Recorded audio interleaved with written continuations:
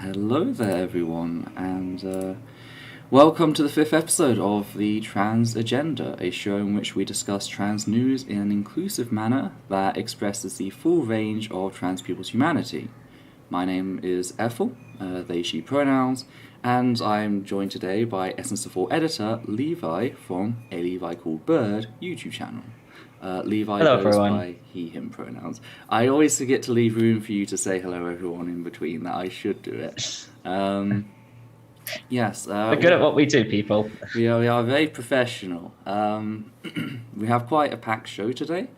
It was just going to be two topics till about 2 days ago, and then it just And sort then of things happened. well, a lot of it snowballed. The first topic tonight, of course, is about the UK High Court ruling, specifically how it relates to Gaelic competence and how it's left the trans community and healthcare providers afraid for the future of healthcare for all youth. There are leaked documents which show that German insurers plan to bar large sections of the trans community from claiming on their healthcare. The Netherlands offers an official apology and reparations to trans people forcefully sterilized in the pre-2014 laws. Then we have Lush donating money to multiple transphobic hate groups while attempting to hide evidence of their contributions. We have the Human Rights Watch calling for an end to abusive sex testing in sport. We have the story of Laverne, who was assaulted in public by a transphobe whilst jogging with a friend. And lastly, but not least, we have Elliot coming out as transgender and the fallout that surrounded that. Now, before we begin, I'd just like to make a couple things clear, starting with the facts that we are fallible and therefore we make mistakes. If you notice, Especially this week, we are both very we are tired. both very tired.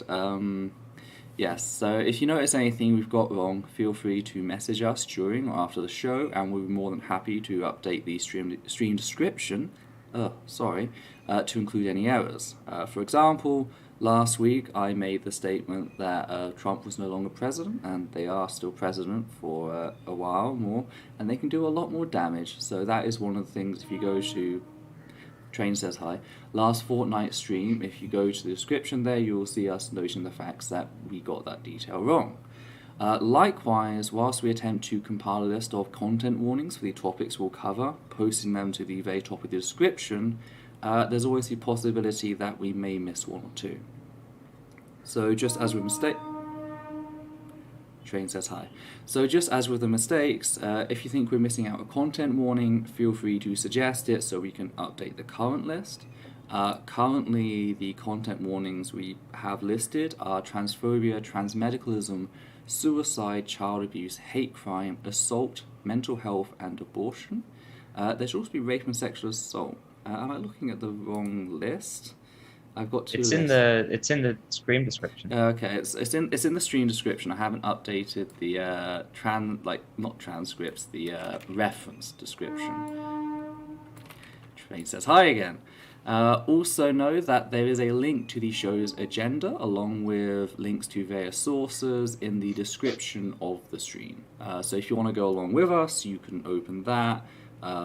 It can assist you with keeping up with the story, showing you exactly what we're talking about. You know, it's just we put it down there so you have access to everything we have access to. So yes, just be aware that that is a feature of what we do here on the Trans Agenda.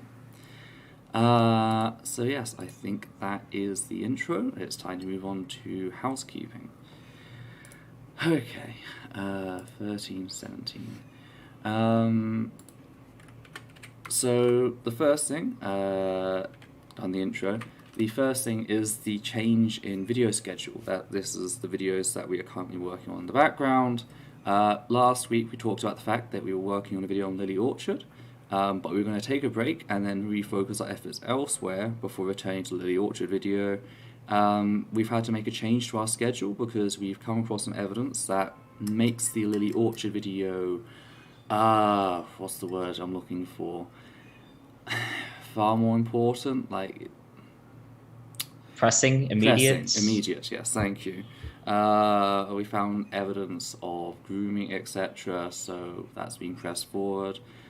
Just imagine like finding the most horrifying thing ever, and then every time you find something horrifying, you find two more things, like the world's worst Hydra.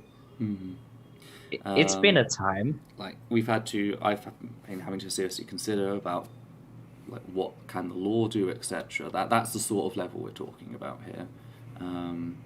So that we've decided that we have to change our schedule a bit. Also, one thing I should have been doing so far, for those that don't know, we no longer monetize the channel, so we rely strictly on Patreon. I'm sorry about the traffic right now. The channel relies solely on Patreon, but one thing I haven't been doing is reading out the Patreon list every time we do a stream, which I really should be doing. So I'd just like to thank our current sponsors.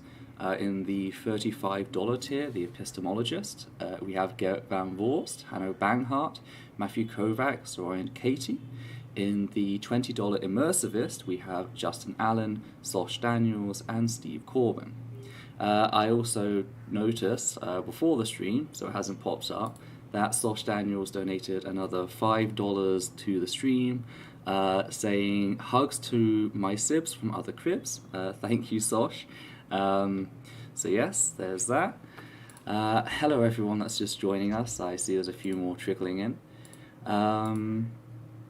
Next thing, oh yes, I'm sorry there's like so many things that I'm just like getting around to. There's a lot of housekeeping today. I also wanted to thank Zeveros. Zeveros donated last stream. I read out their tweet, but afterwards I forgot to thank them for their donation. I approached them afterwards, thanked them in private, but it's still polite to thank them anyway. So if you're watching, Zeveros, thank you for your donation last fortnight. Okay, change in time. This was my super I to pretend like the change in time was actually intentional. No, it was not. I seriously thought I normally started the stream at 4:30. I don't know why. For those who don't know, there is Delhi had to be special, India had to be special, and they have a half-hour time difference to the countries on either side. So I'm 2.5 hours behind Levi. I think, is it 2.5 I'm behind you? Yeah, it's 2.5 hours. It's really annoying. It's at the point where I have my regular clock on my computer and a clock for India, because apparently I can't subtract 2 hours and 30 minutes. But yes, if you ever wondered why the stream was always a weird time, half an hour, that's why. However, I think I might just keep the half for time for my time. That way it'll be easier for everyone else out there. As you can probably tell, I have still not recovered from my illness. Again, it was not COVID. We got tested for COVID. It was just a flu. That seems to have opened up my lungs, and then the pollution in Delhi just seems to be like preventing it from healing properly at the moment. So it's going to take a while. This has happened in the years before. It just takes time. So if you see me coughing, I do apologize. But yes, that is housekeeping. So I think we can move on to the first topic. One thing I'd just like to say is, please make Train Says Hi into a meme. Okay. I see someone saying in the chat, please make it a meme. That would be so good. Okay. So the first topic is, of course, the High Court case in the UK, which I'm just going to scroll down to it. If you want to see the summary given by the court, that is also at the very bottom of the link and agenda, the linked agenda in the description of the stream. I do apologise, I'm tired. So you can also read the quick summary there as we go along. For those who don't know, two claimants took the High Court up, Quincy Bell and A. A is the mother of an anonymous child, and they were arguing that minors, so under 16s, could not consent to puberty blockers. Now, this relates to, in particular, the Gillick competence. Those who don't know what the Gillick competence is, it's a precedent of medicine which states, quite simply, as a matter of law, the parental right to determine whether or not their minor child below the age of 16 will have medical treatment terminates if and when the child achieves sufficient understanding and intelligence to understand fully what is proposed. Now, this law came about this precedent, I should say, it's not really a law. This precedent came around in 1985. There was a woman by the name of Victoria Gillick who took the NHS and various clinicians to court over the prescription of contraception, arguing that doctors, by prescribing contraception, were effectively pressuring children into engaging in sexual conduct. And since they were minors, big hoo-ha there. The court said, well, that's ridiculous. However, there is a question about, can a child understand fully the impact of contraception? And that's where the Gillick competence came up. They pretty much said outright that there are no real parental rights when it comes to medicine. There's a parental responsibility to cover for the ignorance of the child. Once the child has an understanding of the medical procedure or the drugs they're taking, that's it. It's out of the parent's hand. Full control is given to the child in that regard. And this has been the medical standard when it comes to minors ever since. It's been applied to all fields, and subsequently was applied to puberty blockers when they started to be given to minors. Claimant A is the mother of a 15-year-old child who is afraid that their child might be referred to Tavistock and Portman, which is the clinic that primarily deals with trans children in England, whilst Quincy Bell is a detransitioner. Now, the interesting thing about Kira Bell is that she's been seen as relevant in this case. She is the main witness and the main point of argument behind all this. She is a 23-year-old who went on blockers age 16, so beyond the point of medical consent in the UK, which is 16, started HRT age 17, and had a double mastectomy age 20. This is someone who was considered an adult by all medical standards. Later on, they regretted what they went through, and since then they've decided that they're going to spend their time attacking the very medical precedent, which had no impact on their life whatsoever. Now, sorry, I'm just reading my notes quickly, 1 second. Now, the court case was presided over by Dame Victoria Sharp, Lord Justice Lewis, and Mrs. Justice Laverne, who decided that a child being considered for puberty blockers need not only display an understanding of their medication, but that they also needed a full, in-depth understanding of both HRT and surgery. Now, for those who don't know, the whole point of puberty blockers, which do exactly what they say on the tin, is to delay the partially reversible process of puberty to give potentially trans youth the time to learn about HRT and surgery, to work with professionals to explore their gender identity, and to decide whether or not they want to continue down a medical route. Puberty blockers are a safe medication. They are entirely reversible. Before they were used on trans children, they were developed and used for decades on cis children who go through precocious or early onset puberty. Again, all they do is pause puberty. If you remove them without HRT, natal puberty sets in. If you remove them, the child is on HRT, then the desired puberty will take place. There are concerns that it might have long-term effects on bones. Those concerns have never been substantiated in any of the studies into the medication whatsoever. And it's strange how these concerns only become relevant when the same medications which have been used on cis people for decades, cis minors specifically, are suddenly being used on trans people. Sorry. Do apologize. Now, why do they make the call? Some people say that the courts were conflating HRT and puberty blockers. I personally disagree with that. Reading the actual summary and the arguments made, what seems to have happened is the courts seem to have conflated correlation with causation.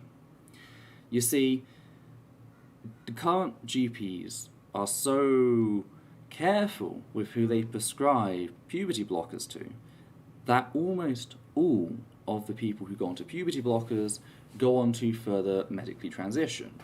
And almost all of those, almost all of those go on to be completely satisfied with the process. It's actually one of the... It's a procedure which has among the highest satisfaction rate of any medical procedure out there, you know, and in any just world, this would have been seen as a resounding medical success in, you know, hey, there's definitely, like, not been this influx of people who are going to detransition as the fear-mongering goes. The courts did not see it that way. The courts decided that since almost all those who go on puberty blockers go on to HRT and later surgery, that proves puberty blockers cause people the desire to go on to HRT and surgery. That's at least what I got from my reading. Can I just take a moment to interrogate the reasoning behind that for a second? Sure, yeah. Okay, so two things jump out at me about that. First of all, the idea that puberty blockers could cause someone to be trans. They must believe that somehow something chemically about the blockers like changes the way your brain works. Mm-hmm. That changes your gender identity.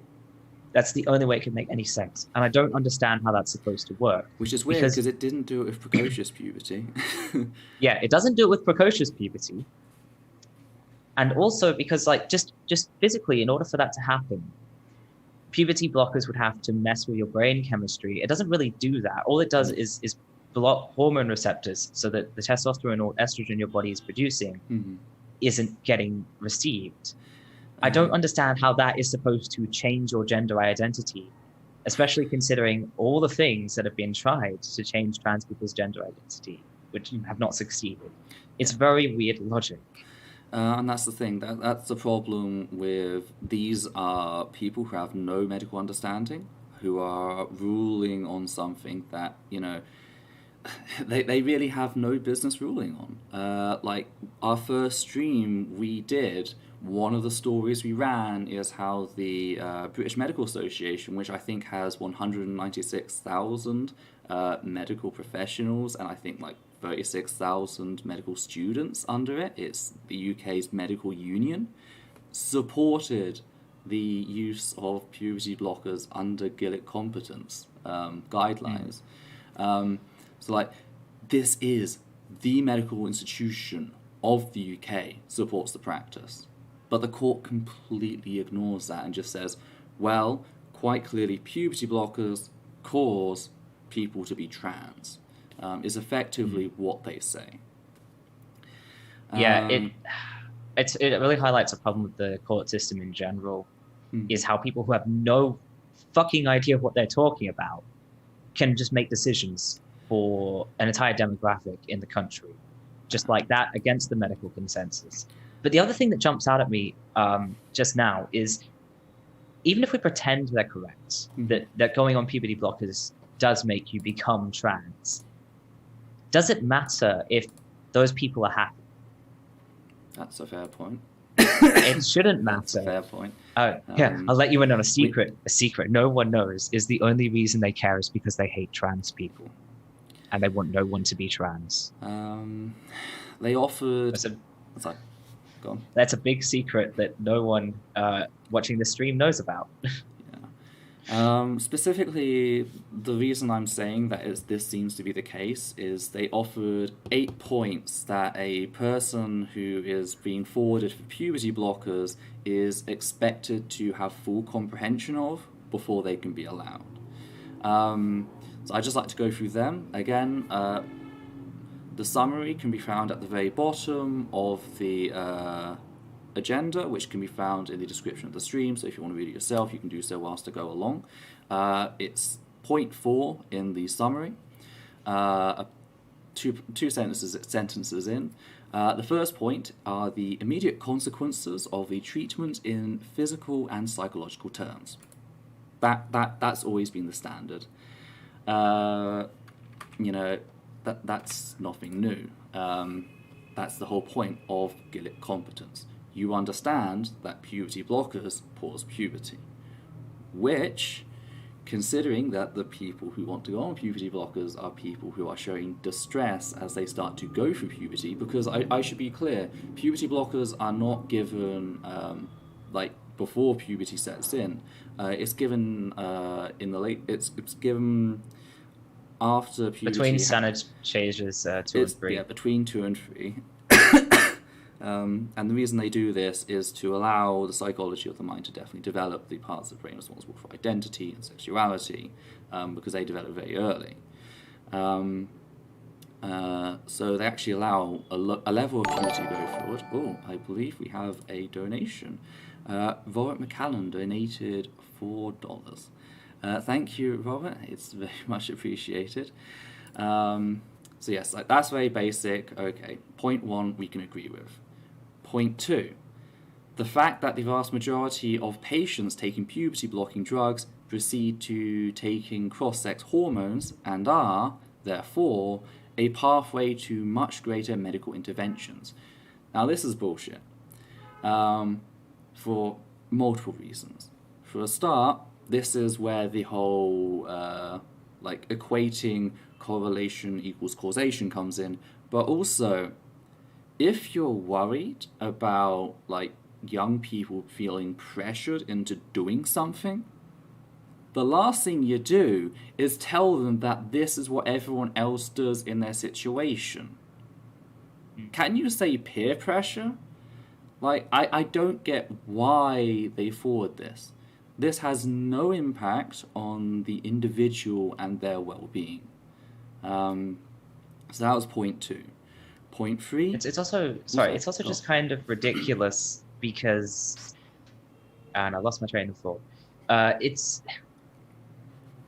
ridiculous because even if this is a trend, even if you do your study, you get your little vials and pour the chemicals like a real scientist and do your study and find out that 99.99999% of people who go on blockers go on to other kinds of transition. No one is forcing these people to go on to other kinds of transition. Yeah. It doesn't prove anything. It proves less than nothing. Why would you tell someone doing this thing that you can stop at any time forces you to do this other thing? It doesn't do that. I know I'm just belaboring the same point, but it's just so. Point 3, the relationship between taking cross-sex hormones and subsequent surgery with implications of such surgery. Again, that sounds like point 2 just sort of reiterated. Number 4, the fact that cross-sex hormones may well lead to a loss of fertility. All of these aspects will, be discussed when the person reaches that age. In most cases, the standardized pattern for people who go through this is most of them are prescribed puberty blockers sometime after 12 years of age. They go on HRT when they reach 16. They are then on HRT for at least 2 years before undergoing surgery. So again, 16, they've already reached the age of full medical consent. So the only reason for barring the person at that point is if there is like a demonstrable reason to believe that the person is incapable of making that choice and there is an active risk of harm. Like extreme cases, that is the only justification at that point.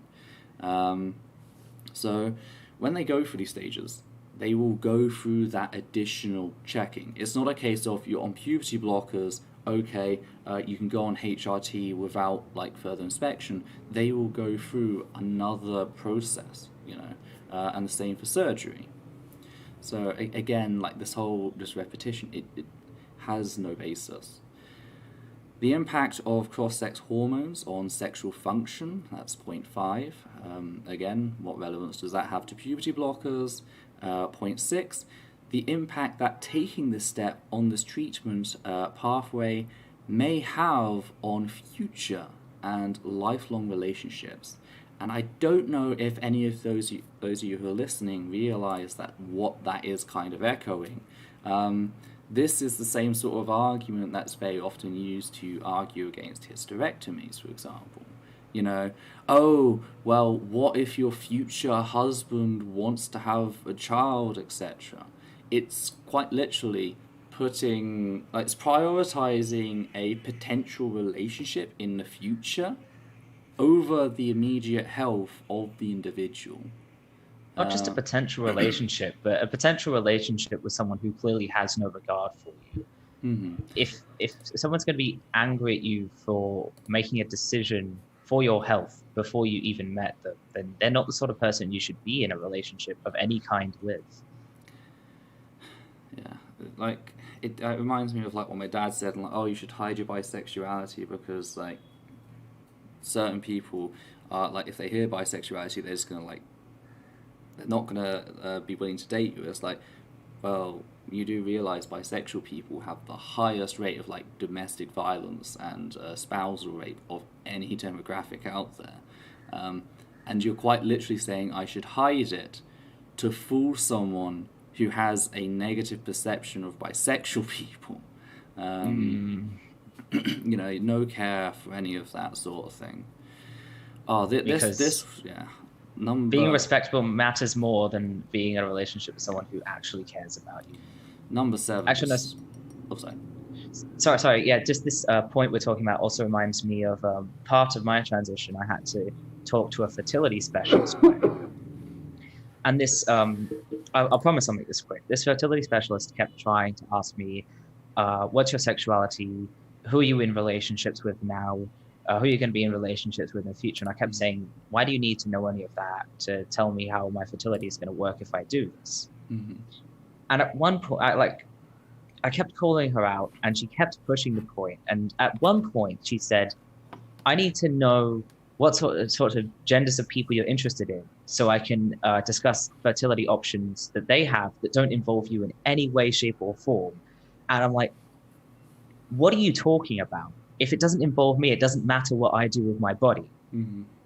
There's just this huge thing where if you want to transition, there's this hyperfixation on everything related to reproduction and like making sure that your transition is okay with whoever you're going to do that with, even when it literally has nothing to do with it. It's so weird. It just teaches trans people that cis people have dominion over their bodies. I mean, that's why they do it. It's because they believe that they have a say in what we do with our bodies, even when it literally, like demonstrably, even when they admit it has nothing to do with it. Because trans people are not real people. Wait till you hear point 7. Get this. They've got to give informed consent to children, like demonstrate them so that children have an understanding of this, and I do quote, the unknown physical consequences of taking puberty-blocking drugs, end quote. How do you impart the unknown information? Like, I get what it's trying to do. It's trying to say, oh, these speculated possibilities, you know, that have never been demonstrated, which, spoiler alert, isn't a reason to block medications which have been used on cis children for decades and have been applied to trans children since. Imagine if any other surgery or any other medical intervention, you had to consent to undemonstrated, speculatory, unknown dangers. Mm-hmm. It is just ridiculous. Like, they know they have no actual argument or reason to make, so they literally have to slip that in. It's just, at this point, they have to ask people who go into surgery, hey, you know, you might have someone place a bomb inside your chest or something. We can all speculate. It doesn't mean anything.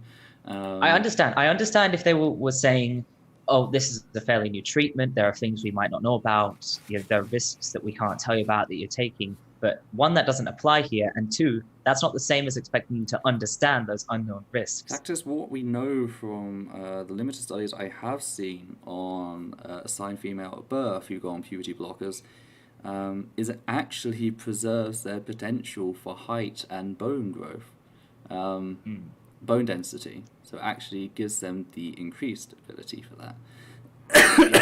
So, you know, again, all of this, it's just fucking ridiculous. Not to mention, fear-mongering about height is really... I understand worrying about bone density, but worrying about height is a weird one. As a short king, I do not approve. Last point, number 8, that they have to be aware of.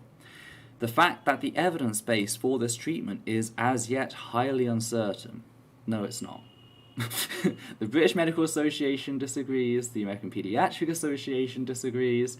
No, it's not.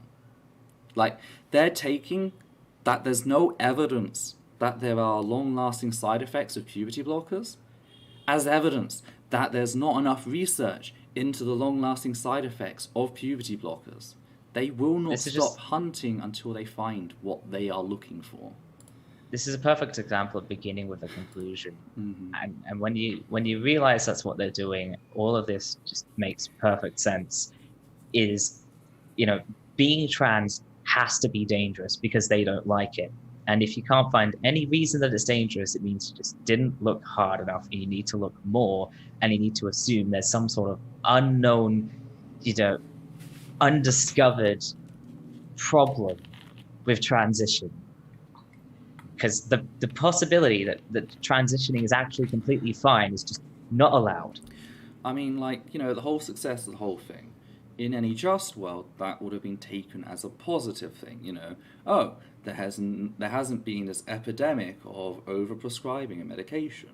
But no, that's been totally turned around 180 and used as an argument against the medication. It's like, just could you imagine if, like, a cancer therapy had a 99.99% effectiveness rating, and then a court came along and said, well, that proves that, you know, oh, it pushes them on to further medications and stuff. Like, it's the whole, I have an invisible dragon. Oh, can you show me? No, it's invisible. Can I listen to it? No, it's inaudible.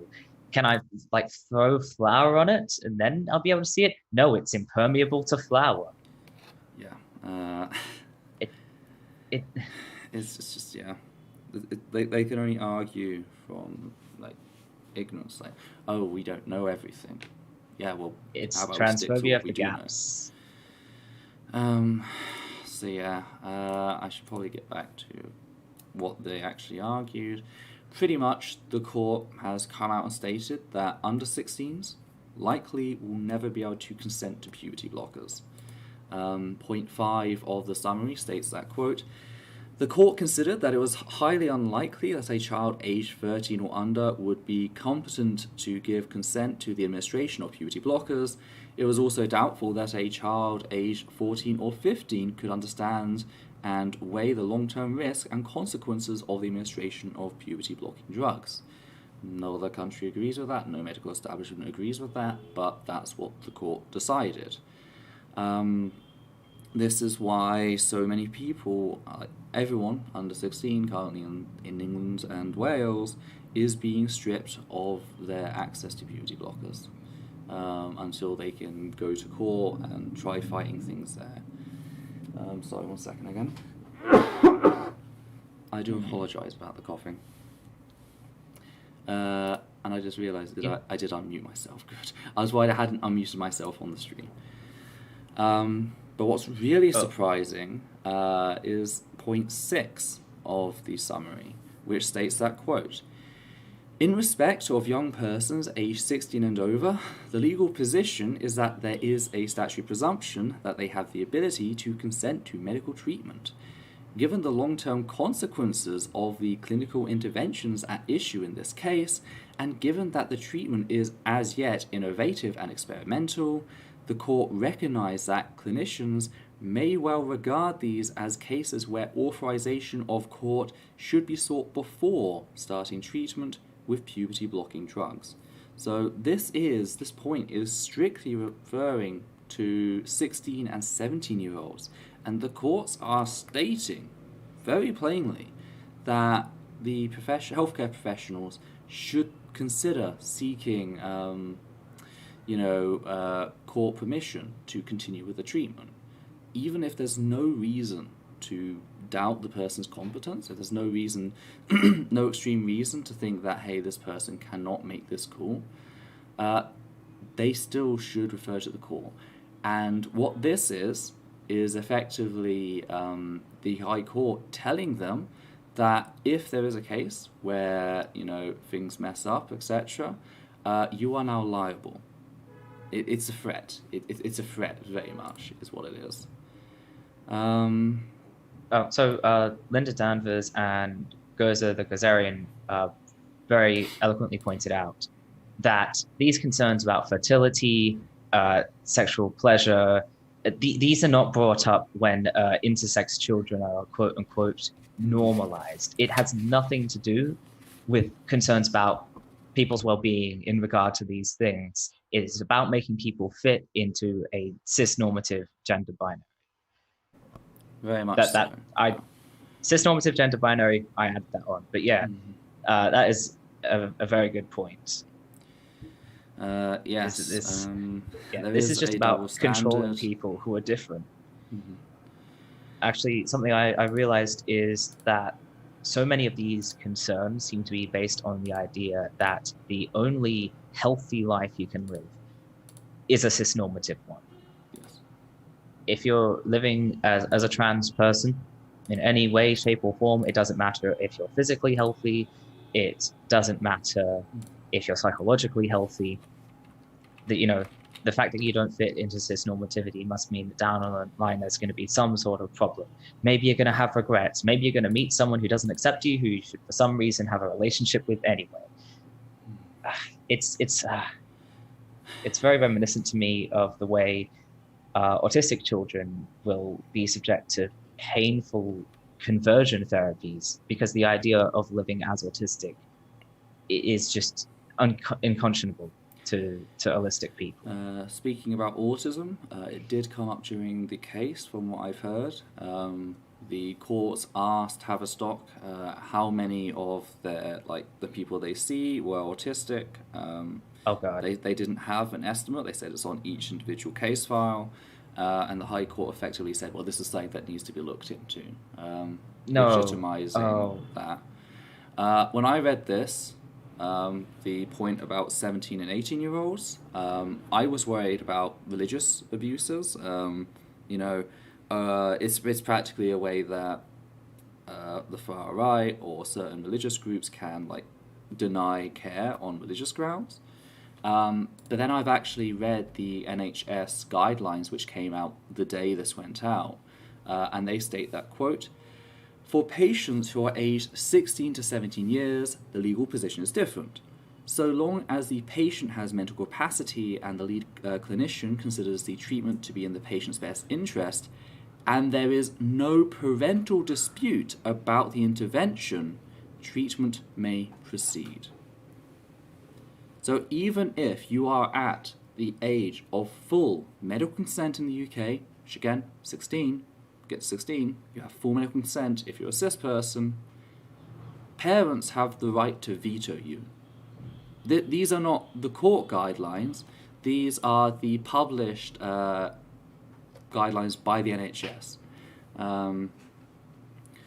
So, you know, this is england.nhs.uk document. It's in the it's on the point which says under 16s are being stripped of their support in line with court orders. Parental dispute is also grounds for stopping treatments under 18s. There's the link there, you can click it, you can see all the amendments. But yes, parental dispute is ground to halt a 16, 17-year-old's medical process, something which does not happen to cis people at all. This is why the This is why the thumbnail for the stream states that the High Court has ruled trans people second-class citizens, because we do not have the same rights under this ruling. I just don't know. You reach a point where it's just, absolutely fucking absurd. And now they're trying to use autistic people's status as second-class citizens to hurt them as well. And it really makes me angry as an autistic person, this idea that we can't know what we need. Because here's the thing. I've grown up with a lot of abuse and a lot of neglect.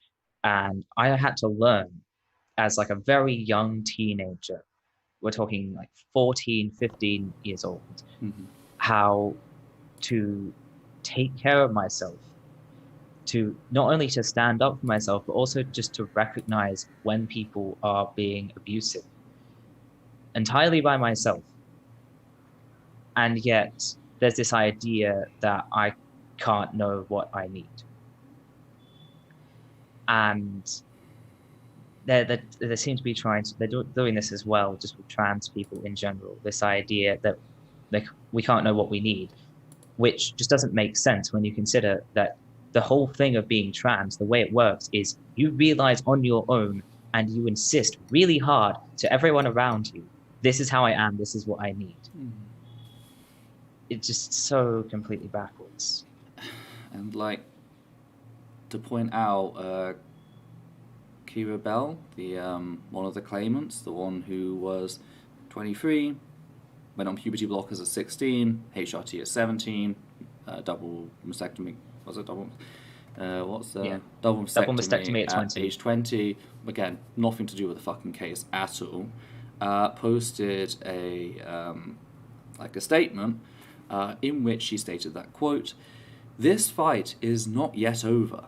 I would like to personally call on professionals and clinicians to create better mental health services and models to help those dealing with gender dysphoria to reconcile their sex."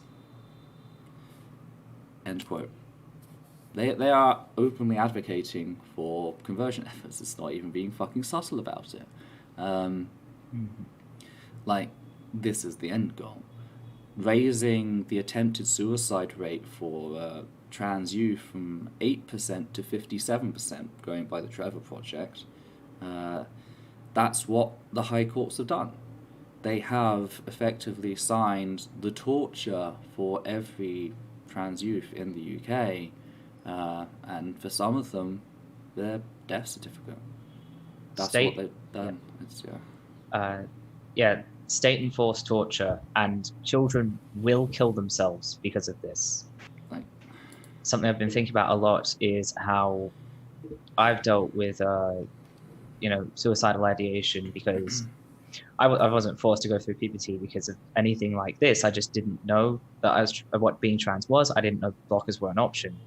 And the effects of that puberty have caused me to struggle with suicidal ideation to this day. It has taken me 7 years of incredibly hard work to try and become comfortable with my body. And recently, I've got to a point where some of the time I feel genuinely comfortable. Most of the time, I feel uncomfortable. Sometimes I will spend days thinking about how my life isn't worth living and how I should kill myself. And that is what you would be forcing on trans children with this rule. Yeah. It's just...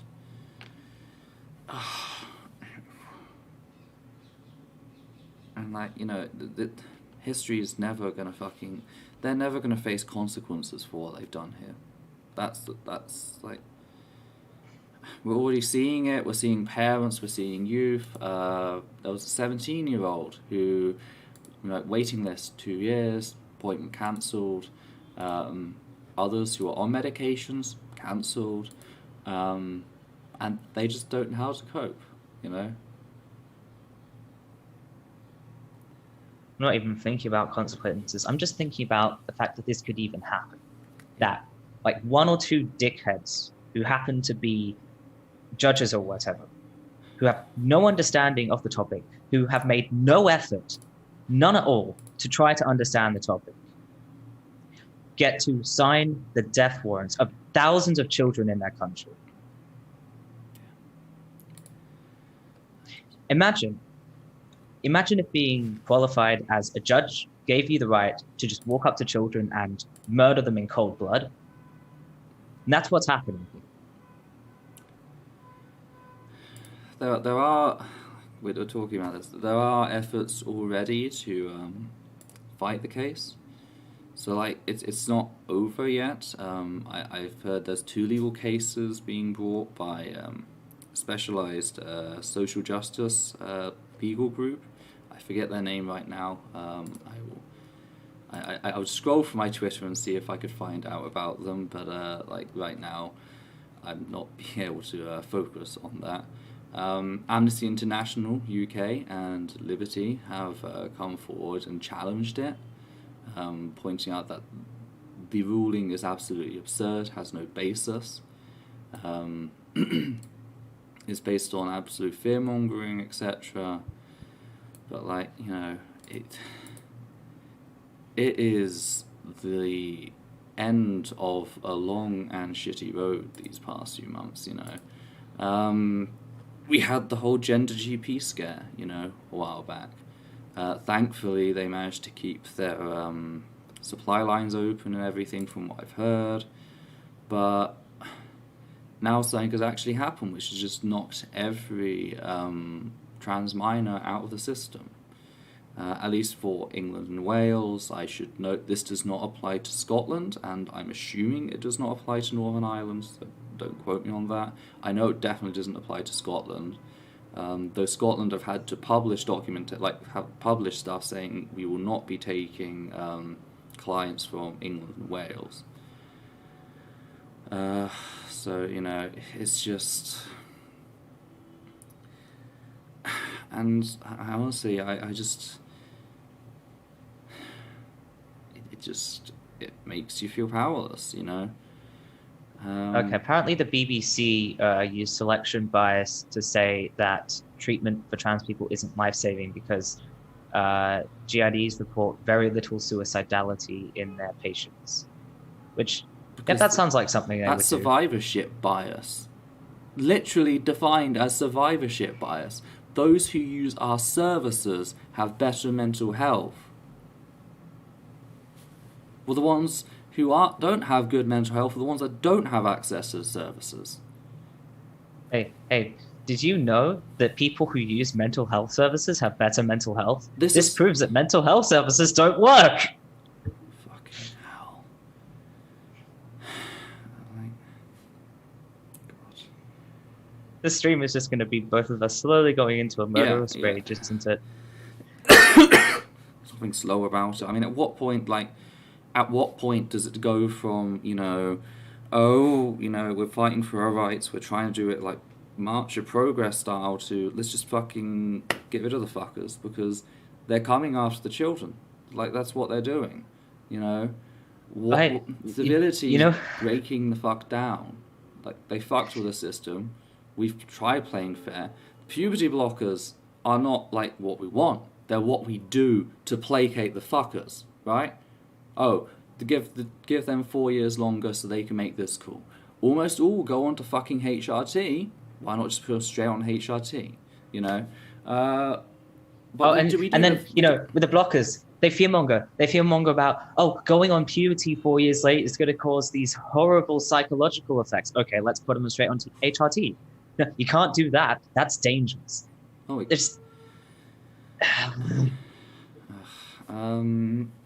There's always some way to interpret whatever we want to do as dangerous.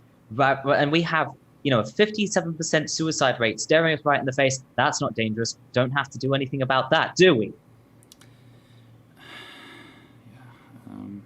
And here's the thing, with this fucking rule, lockdowns don't work because the spread of the virus is very slow during lockdown. That is an excellent point. One thing about this ruling is if a fucking minor could demonstrate competence on HRT and surgery, the logical conclusion from that, based on the Gillett competence precedent, is not to put them on puberty blockers to delay HRT and surgery for 4 fucking years. It's to put them on HRT and surgery. That's what the Gillett competence fucking is. But yeah, they just don't fucking care. And as a result, they do care. They care a great deal about forcing every single child to be cis. As a result, that's the game here.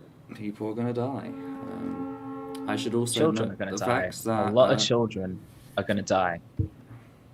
1 second. Parents are going to have to watch their children slip into depressions and kill themselves. This isn't fucking theoretical. We know this is the case. The Trevor Project report last year showed us just how fucking damaging this shit is, and they just don't fucking care. Multiple studies have shown puberty blockers, life-saving medications. They just don't fucking care. Fact is, it's not just trans people that are going to fucking suffer from this in the long run. One of the lawyers involved with the case is Paul Conrath. Now, Paul Conrath is someone who has spent the last 2 decades... Excuse me. Train says hi. No, Cactus, they don't realize that some people just go through puberty at 18 plus. That would require them to understand the topic.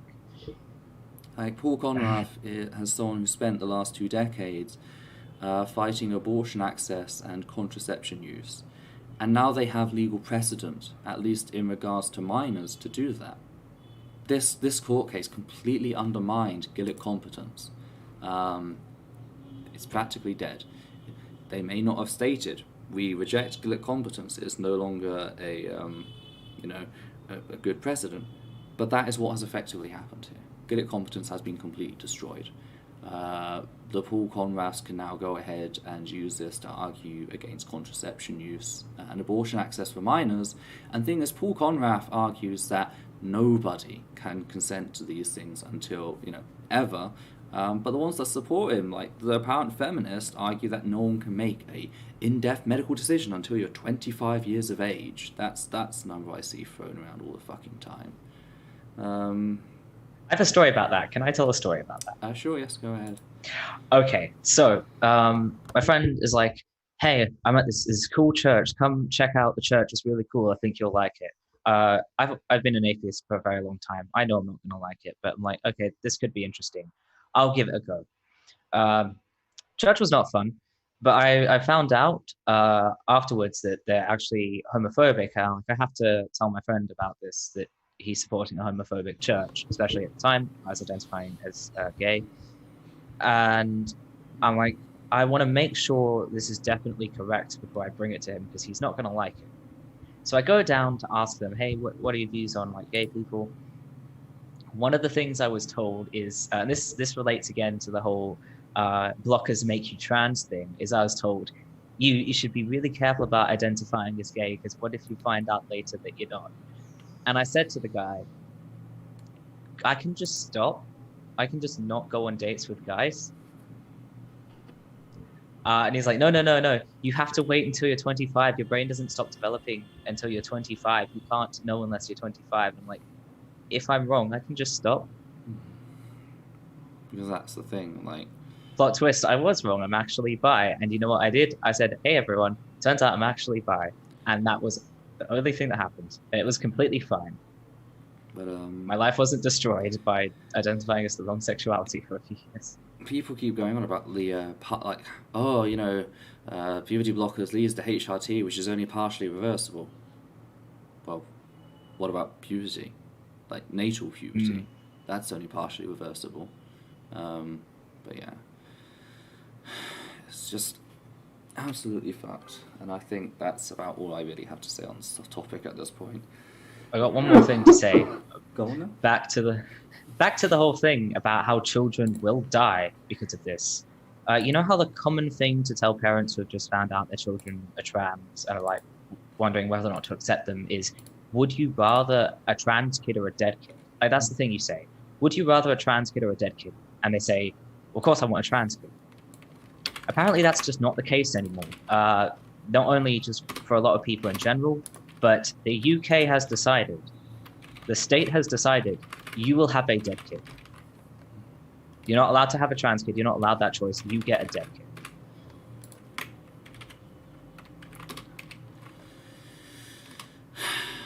So I guess... Sorry, everybody, you can't be straight until you're 25.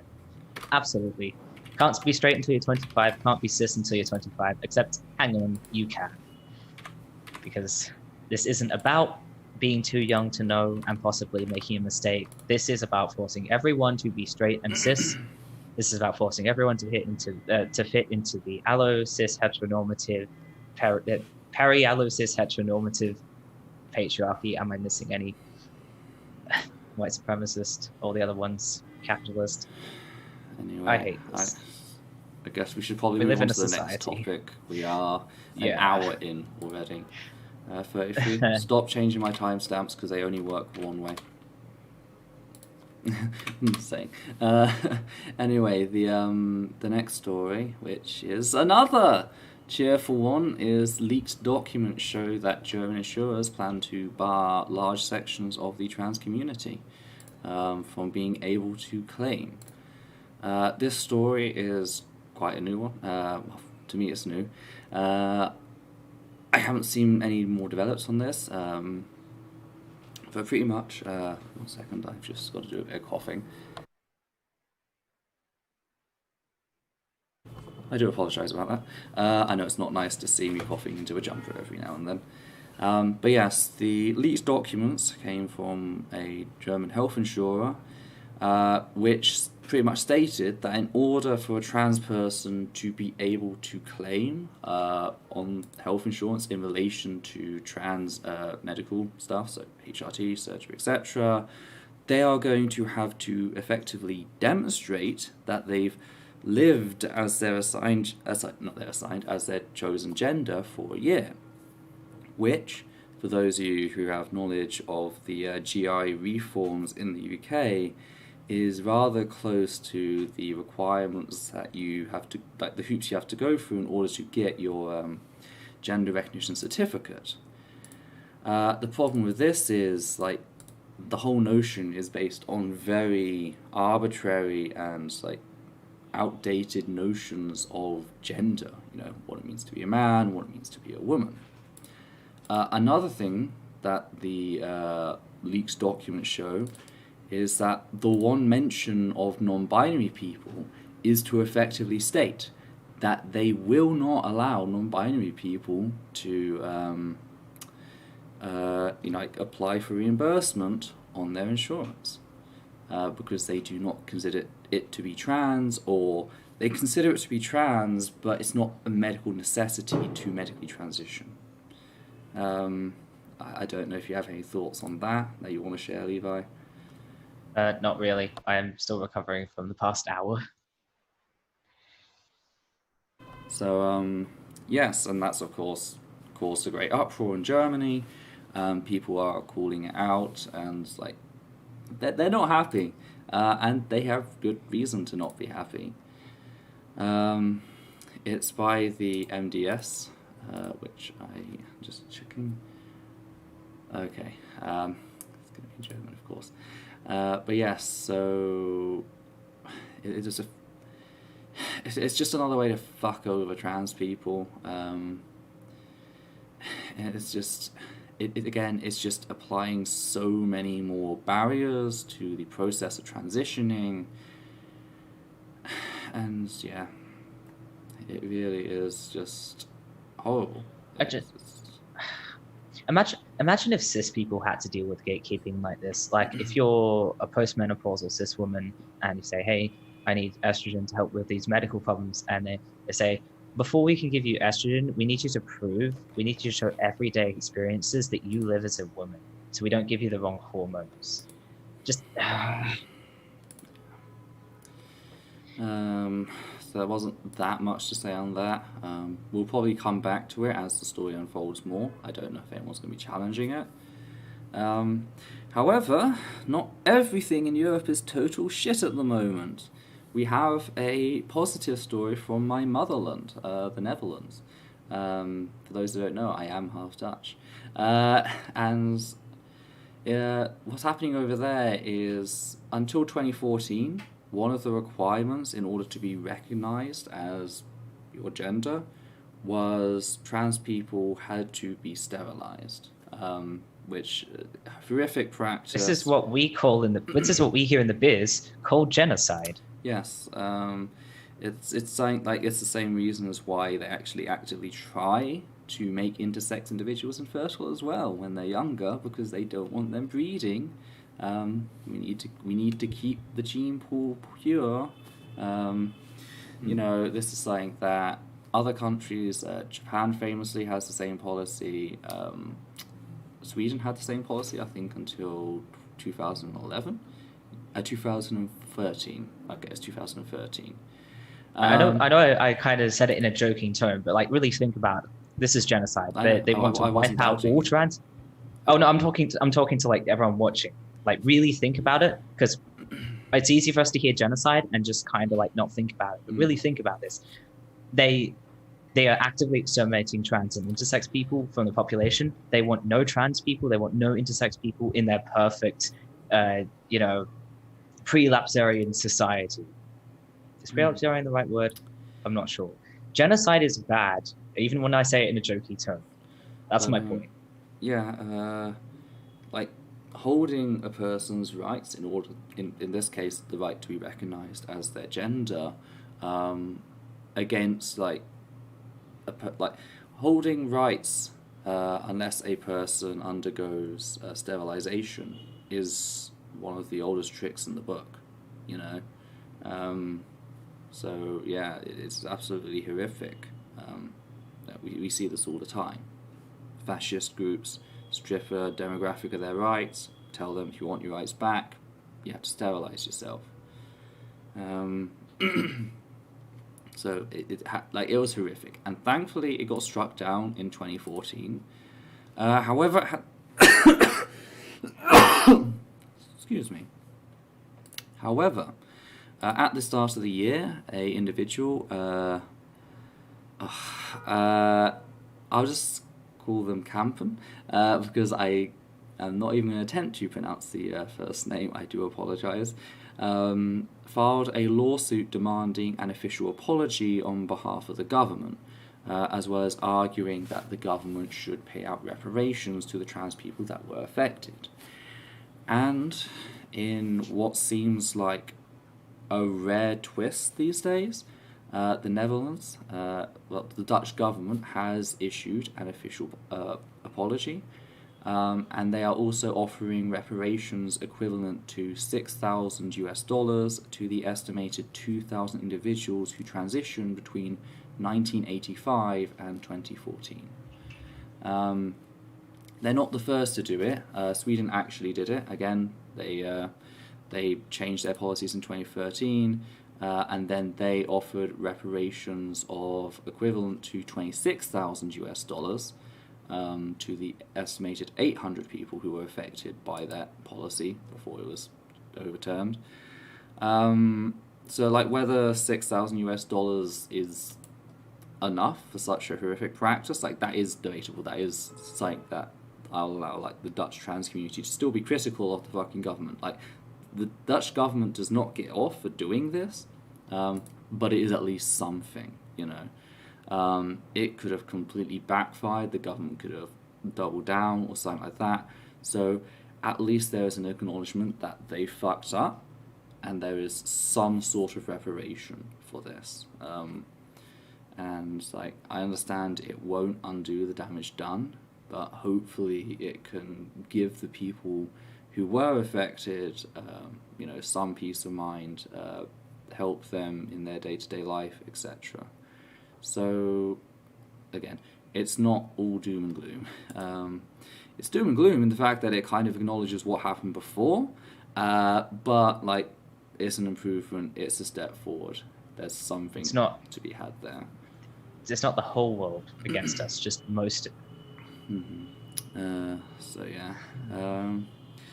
And I believe you're taking the next story. I'm sorry. I'm a little tired. My lungs are giving me hell. I'm sorry. Yes, Lush. Allow me to take you on a journey.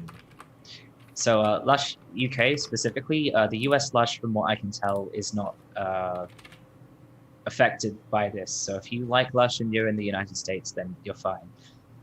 But Lush UK donated to two anti-trans orgs, Women's Place UK, and I'm guessing this is pronounced Philia. I'll just cover the Philia donation first because it's fairly quick. So Lush donated to them, the transphobic org. They even listed this organization on the list of recipients of donations. But I missed it while I was investigating Women's Place UK because it was just described as a feminist conference in Bradford. So I saw that, I thought, oh, that's kind of weird. And I just scrolled past. On investigating it, trying to figure out why they described it this way, that like Philia's website does not say anything about being based in Bradford. I looked at all kinds of pages, word searches for Bradford, couldn't find anything. The only tie I could find is that they did a conference there in 2019, but their 2021 conference is going to be in Portsmouth, and their 2018 conference was in Manchester. So it's like, I don't know where they got Bradford. It looks like they just picked one really unassuming thing Philia did and decided to describe the whole organization that way instead of actually talking about who they are. And I can't help but wonder if they didn't do that just to make Philia look really small and insular so that people would just think, huh, that's kind of weird, and then scroll past. But mainly I want to talk about the Women's Place UK donation, because that is quite, it's a trip. So unlike Philia, Lush did not list Women's Place UK as one of their recipients. I initially found out about it by looking at Women's Place UK's 2018 to 2020 financial statement, which claims that Lush donated £3,000. And I thought, hang on a second, Lush is a very like openly trans supportive organization. You know, Women's Place UK is transphobic. They're probably lying. You know, transphobes lie about things. Maybe they're lying about this for some reason. I spent like a whole day trying to fact check other things in their financial statement, like really scrutinizing stuff, trying to find a confirmation from other sources. And then I found an article saying that Lush admitted to donating the money. So that was a fun afternoon that I wish I could have back. So Lush, they did not apologize for this, but they did say some things. They began by saying that they don't believe trans rights are a threat to women's rights. They definitely do not believe this. Put a pin in that, we'll come back to it. They insisted that they don't fund campaign work, discussion, or lobbying on the specifics of the proposed changes to the Gender Recognition Act, but that the grant predated their awareness of how toxic discussion around the issue had become. Few problems with this. First of all, this is a very neutral rule. It also prevents donations to pro-trans GRA reform efforts, which I think is a very strange thing for a supposedly pro-trans company to be against. And it's very strange that the one time they funded a group involved in GRA reform, they funded an anti-GRA reform group that was founded specifically to be an anti-GRA reform group. That doesn't seem like the sort of thing you do by accident.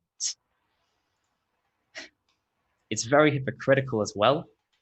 One group Lush donated to was the Nuclear Information Service, which, if you don't know what that is, it's an anti-nuclear campaign, which campaigns against not just nuclear weapons, but also nuclear power in general. And I'm not going to say pro or con on nuclear power. I have not done the research.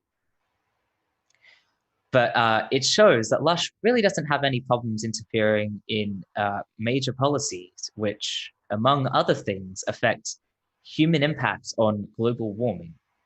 So they're completely fine with being involved in politics, but not the ones that involve trans rights, apparently. Mm-hmm. Those ones cannot be touched. Another thing about this rule, you might not have caught it. They don't involve themselves in campaigning, lobbying. Okay, fine. They're very cowardly. They don't involve themselves in groups that discuss the specifics of GRA reform. So theoretically, if a trans charity just explained what the proposed changes are and why people want them, just put out a small educational piece, hey, this is what GRA reform is all about. Mermaids can't donate to them. If this doesn't seem like a big deal, mermaids. Lush can't donate to them. I spoiled my reveal. I'm sorry. To put this in perspective, Lush can't donate to mermaids because of this rule. So this isn't just some small insular thing of this is a bit controversial, we don't want to touch it. They're basically shutting themselves out of funding trans rights that they apparently care very deeply about. And final problem I want to point out is that this is just a blatant lie. They're donating to a group which was founded solely to campaign against GRA reform. That's not something you do without understanding what GRA reform is. That's not an accident. That's not something you don't go, oh, this looks like a nice feminist group. Oh, it looks like it's a trans hate group. I'm sorry, I didn't realize that. They knew exactly what they were doing. Is there anything you want to add to that? There's of course a lot of betrayal here because again, Lush has presented themselves as a very trans positive organization, and I had mixed feelings when I fucking first heard about it because I remember I did a placement year at Support Youth, which is, for those who don't know, it's a LGBT plus charity in the Thames Valley area. And I did my placement year. I did a volunteer unpaid placement there. And in 2015, we had a Lush charity pot. I remember Nick, my supervisor, getting really happy about it and everything. So, there's mixed feelings there.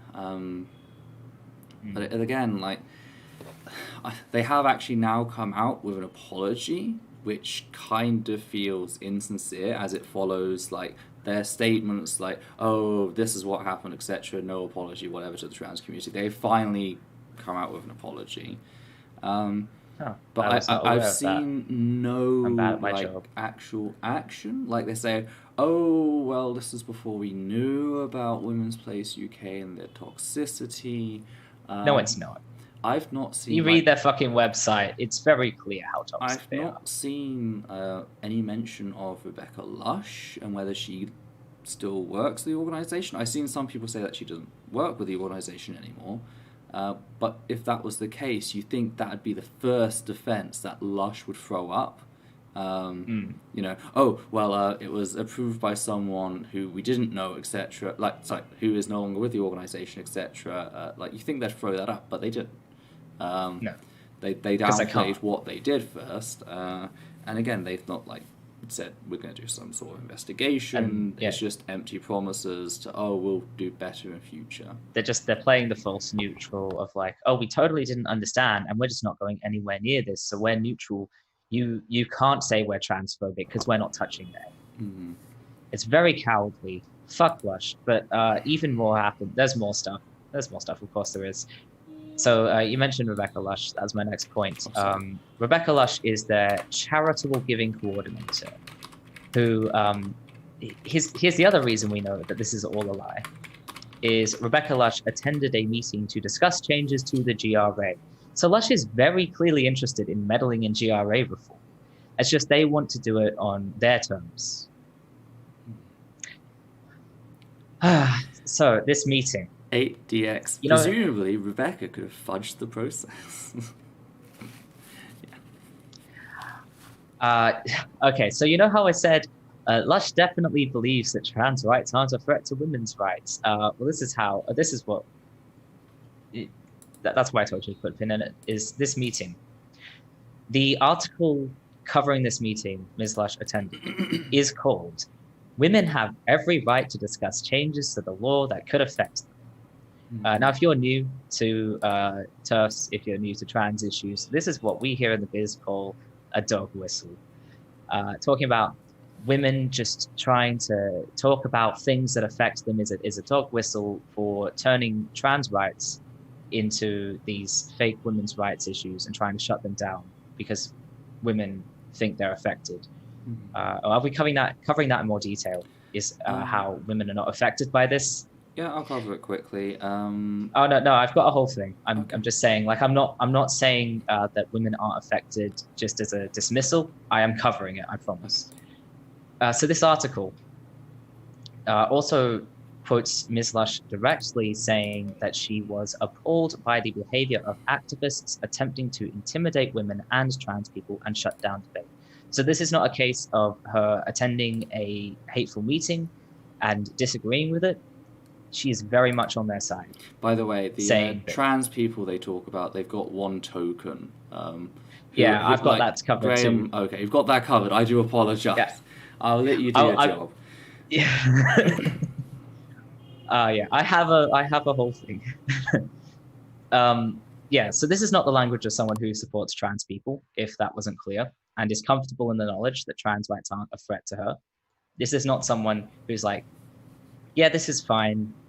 This is completely fine. This does not affect me in any way. We should let this go ahead. This is the language of someone who is trying to turn this into an attack. The article itself, like the language in this article, they talk about the tendency of current trans activism against women meeting to discuss their legal rights, the no platforming tactics used against Julie Bindel and Jermaine Greer, all this scaremongering about trans people are attacking women. They specifically talk about the beating of a 60-year-old woman by trans activists, which is a very convenient retelling of the whole Hyde Park incident, where they leave out the fact that this woman... They were beaten because they currently had a trans person in chokehold. Yeah. They filmed these trans people without their... against their express wishes. They were harassing these trans people, filming them. The trans people saying, stop filming us. And then... It was less about the filming. It was more about how fucking close they got. She literally rammed the camera in their face. Like, the two sides were separate. It's Hyde Park. You have the right to record. But she literally rammed the camera in someone's face. They made a grab for it, and a scuffle broke out. Yeah. So these trans people, they tried to grab the camera. This woman's response was to physically attack them, and it's only then that there was a physical retaliation and she got physically hurt. Oh, but that's the thing. It wasn't immediate. She drags the other person away. Like, the trans people gather a second, realize that one of them's been dragged away, and they run over and push her off the trans person that was being attacked. There was one fool at the start who was before she came close to the trans crowd, had tried slapping the camera out of her hand. And the court did fine them for that.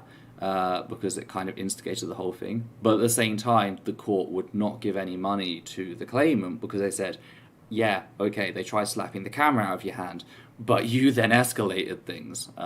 So like you are equally responsible. We fine them for their wrongdoing. I'm waiving your fine because, what you went through, sort of thing. So yeah. Someone's concerned about you, Ethel. My health. What it is, it's not COVID. Pretty much, I had the flu. The flu opens my lungs up, and the Delhi air pollution, which until recently was hazardous, it's now become very unhealthy, is just preventing it healing. So it's going to take me a few more weeks at least, potentially another couple of months for it to properly heal. This happens every winter. So by trans people beating a 6-year-old woman, what they mean is a 6-year-old woman went and harassed some trans people and then physically attacked them and then got attacked in self-defense. So this is the language and the tactics of these people who are concerned about the intimidation of women and trans people by trans activists. Is when someone goes out of their way to harass and attack trans people and then gets attacked in self-defense, this is somehow a crime on women and the trans people who agree with them. What do I mean by the trans people who agree with them? Well, it's the token. The only time trans people are discussed positively in the article are trans people who also want to see women's legal rights upheld and are concerned about the negative effect of self-identification on them as transsexuals. Now I imagine TERFs are going to try and excuse this by saying, oh, they're only mentioning trans people with these views because they're the ones who are attacked by trans activists. But this is the only time in the whole article where trans people are portrayed positively. There's nothing about, we know for a fact that transphobes and TERFs mistreat trans people who disagree with them. There's no talk about, it's horrible that these trans people who just disagree with us are being mistreated, are being harassed and abused online. There's no talk about how, trans people do disagree with us, but you shouldn't be cruel to them. None of that. It's just these trans people who hold the views that TERFs want them to. They deserve protection. They deserve to be respected. And that sends a very clear message, regardless of any kind of context you want to bring. Respected is very stretched in the fact that the one that Graham Linehan always hangs around with, she lets them misgender her all the time. It's By respected, I mean you won't be physically attacked if you let yourself be a complete doormat for these people. And also these trans people, I imagine I would be surprised if they exist, because I don't understand how self-identification could be harmful to trans people. Just for an example, one of the things self-ID means is you can use whatever toilets you feel are best for you. So for example, I could decide, I think using the men's toilets is a good idea for me, because if I try and use the women's toilets, I'm going to scare a bunch of people. The alternative to self-identification is being forced to use the facilities that people feel you should use based on your legal sex, which would mean I'd be forced to use the women's toilets, and I'd scare a whole bunch of people and maybe get attacked. So I don't understand why trans people would be against self-ID, because the thing is, it doesn't make you do anything. You can choose either one based on what's best for you. A bunch of trans people choose to use the toilets that are in line with their gender identity. A whole bunch decide not to because they know that they can't pass and they're probably going to get attacked for it. So yeah, these respectable trans people, they don't exist. I do not believe they exist. So basically, if you want to be allowed to exist according to TERFs, you have to hold views that are completely nonsensical. Not to mention that self-ID has nothing to do with GRA reform. And let's talk about that. Let's just talk quickly about what GRA reform is, so you know what has provoked this response and why it's so incredibly toxic and violent. So I do apologize. I know a lot of you watching probably know what GRA reform is, but like, okay. Here's the basics.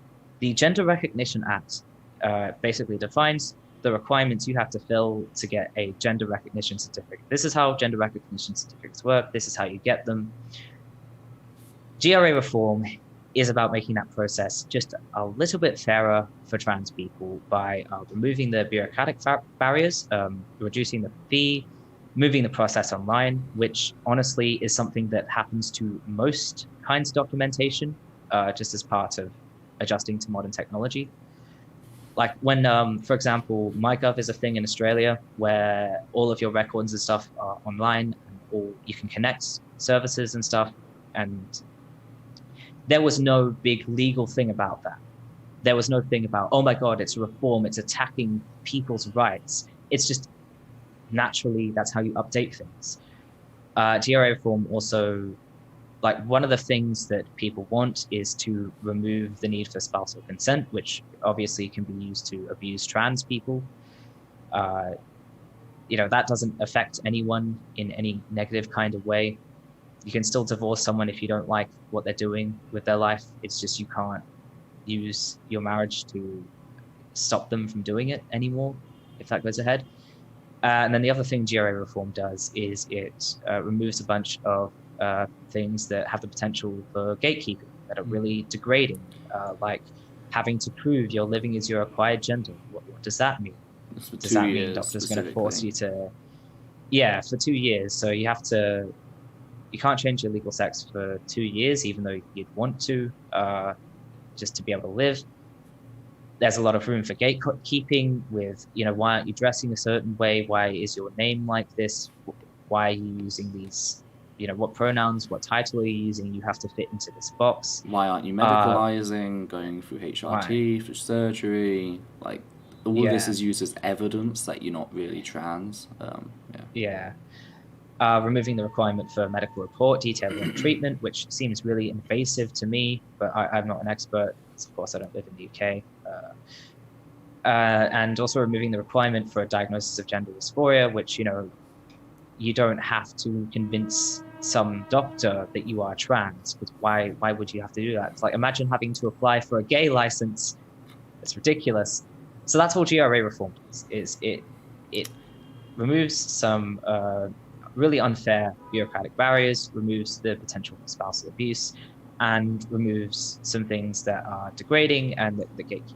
All this achieves is you can change your birth certificate, which allows you to change the 3 typical legal documentation reported is your taxes, marriage certificate, and your pension. That's the thing. Those are the big 3. Those are the documents. A gender recognition certificate. It doesn't do anything that affects anyone else except the person who has it. The only thing that a GRC affects that might potentially affect other people is prisons. Now, here's the thing. Just to be clear, you do not need a recognition certificate to change your passport or your driver's license. So it is nothing to do with ID. Just making that clear. Nothing to do with ID, nothing to do with bathrooms, nothing to do with change rooms, nothing to do with other gendered spaces, like, I don't know, a yoga class or whatever. It's just birth certificate, marriage certificate, taxes. Birth certificate, marriage certificate, taxes, pensions, and prisons. But the thing about prisons is, when I saw this, I was thinking, hang on a second. I haven't been hearing anything about this. But you would expect these people would be scaremongering about prisons to no end. They keep talking about how GRA reform is an attack on women's rights. What rights? How is this affecting women? I was expecting prisons would come up. No one is talking about them. I had to go looking on the Women's Place UK website.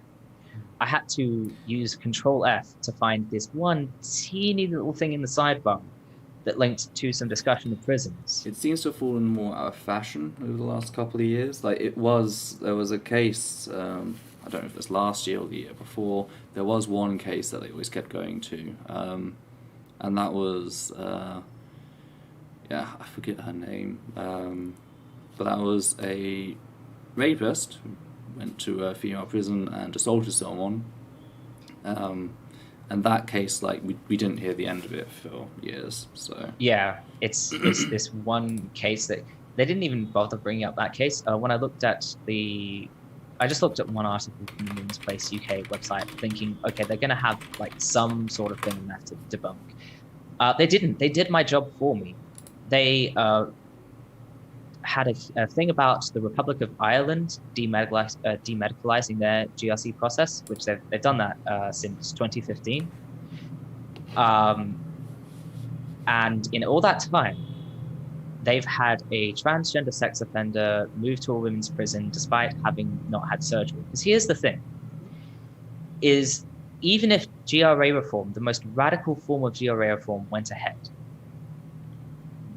cis women would still be sharing women's prisons with trans women because gender recognition certificates are still a thing that you can get. GRA reform is not making gender recognition certificates a thing. It's just making it slightly easier to get. And also, there's not a requirement for surgery anymore. So this transgender woman, she was moved to a women's prison, but according to the source, she hasn't sexually assaulted anyone, and she's being carefully monitored, both for her safety and for the inmate's safety. Mm-hmm.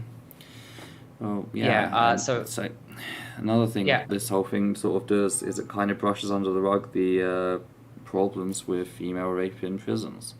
That's the thing. Until if you're in a recently, women's prison, it was actually higher rates of rape and sexual assault in female prisons in the UK. It's now equalised to the same rate as in male prisons. Okay, so one other thing is, according to this article, another thing I found out that really surprised me and just shows how much of a non-issue this is the UK has apparently opened an entire transgender prison unit as a separate wing in a prison in Surrey, just to house 3 trans women separate from the cis women. So like they are aware of the possibility of an issue. They're taking all these steps to make sure this is not going to be an issue, and it's working. So in other words, GRA reform does not negatively impact cis women in any way, shape, or form. But the thing is, like, if they're really concerned about women being sexually assaulted in prisons, I do have to wonder, if you're a cis woman in a women's prison and you're sexually assaulted, I imagine it's probably going to be from either another cis woman or from one of the guards. In fact, if you are a man and you're really intent on sexually assaulting women in women's prisons, you know how I think you'd have a better chance of doing that? It's not by securing a gender recognition certificate using the demedicalized process that people want. You could just become a guard in the prison. That's probably going to be a lot easier. So all this scaremongering is just rubbish on so many levels. GRA reform, it does not negatively impact cis women. It just doesn't. It has nothing to do with you. It's just about making life easier for trans people. So the fact that these people are centering cis women in the discussion, talking about changes to the law that affects cis women, it's just a victim routine. It's just they're using their marginalized identity as an excuse to hurt trans people. Yeah. And all this goes to show that Lush is not trying to avoid toxicity. This was not a mistake. Their charitable giving coordinator is going out of her way to create toxicity and to lie about the situation. This is about Lush having a bigot in charge and being in a situation where they have to denounce this person but also don't want to go against her beliefs. So they're trying to wallpaper over what they did with this veneer of cowardice and ignorance. Mm-hmm. So, is that section done? Yeah, I'm finally done. 42. I just gotta love these timestamps, hey? Anyway, so yes, the next topic is the Human Rights Watch calls for an end to abusive sex testing. This one isn't strictly relating to trans people, but it is it does link up with it. I've linked an article on the Human Rights Watch. There's actually a 120-page report you can go read if you are interested. I probably will be reading it at some point. I've read through parts and checked various things. One thing the report was clear on was the way that sex testing, which for those who don't know, is the process in which female athletes competing at various different levels are tested for their sex. How it's an abusive practice which violates medical privacy. It also is inherently racist as a system. It targets the global south.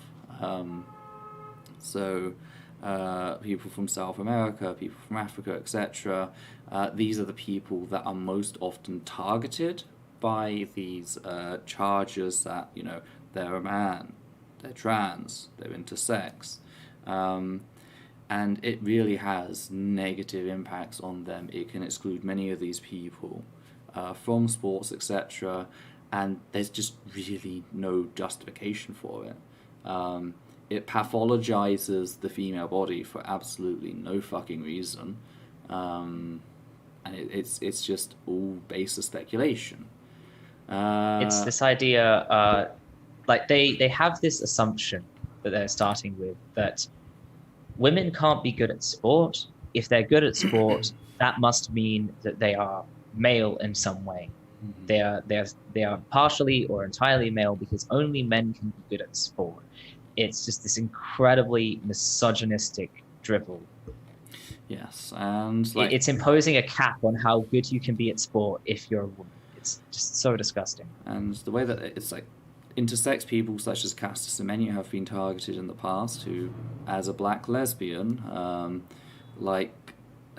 there's so much racial and homophobic profiling around her. This all got linked up to the discussion about trans people in sports and gatekeeping them. The very first point that I actually led with in my first response to rationality rules was by bringing up the facts that, hey, competing as your gender in sports is a human right on these grounds. Unless you have justification to remove those rights, you're out of luck. So it's interesting to see pretty much everything I said just absolutely validated by the articles discussing the support, etc. So I imagine reading through it is going to be quite a painful reminder of a lot of the bullshit I dealt with in 2019 and just how unwilling the apparently rational secular community was in engaging with the evidence, So again, that's also just one thing. So one thing in that article I read, which really made me realize how bad everything is. There's no correlation between testosterone level and how good you are at sport. There's not been any correlation found among men, but they're assuming there's a correlation among women, which goes. It's exactly like I said. It's this idea that they must be male in some way. Testosterone, generally speaking, quote unquote, makes you male.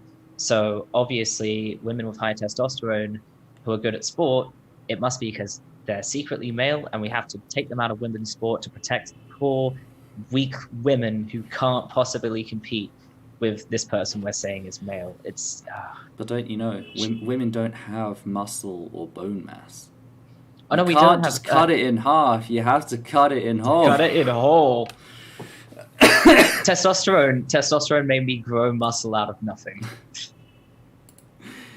Every woman is just surprisingly an ethereal gas creature, But yeah, so it was just something that I thought I'd mention, I'd bring up. If you want to read more, again, there's a link for you to go read up. The other thing I want to highlight actually about it that I read that I thought was important is that this targeting of these women isn't just an unpleasant thing that means they have to go into. Yeah. Oh, it's traumatic as well, but also it's not they have to change professions. It's they can't eat anymore because they were relying on sport to live. Because targets the global south. A lot of these people are in abject poverty. Sport was lifting them out of poverty, and now they're being gate kept for no reason. they can't eat, their families can't eat anymore. It's literally killing them. Just thought that was worth mentioning. Mm-hmm. I'm sorry, very sad stream today. Yeah, it's not going to get much more positive.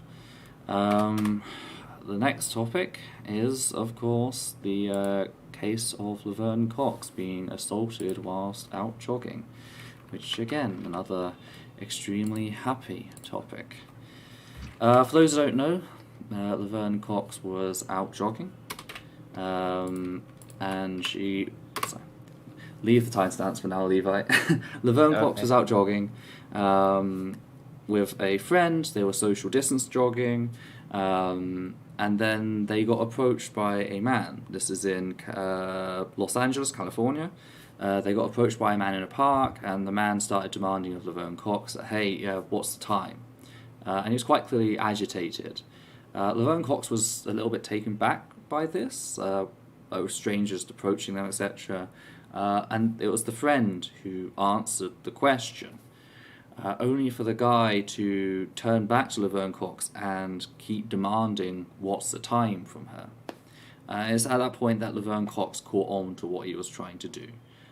He was quite clearly trying to get her to speak so he could clock whether or not she was a trans woman.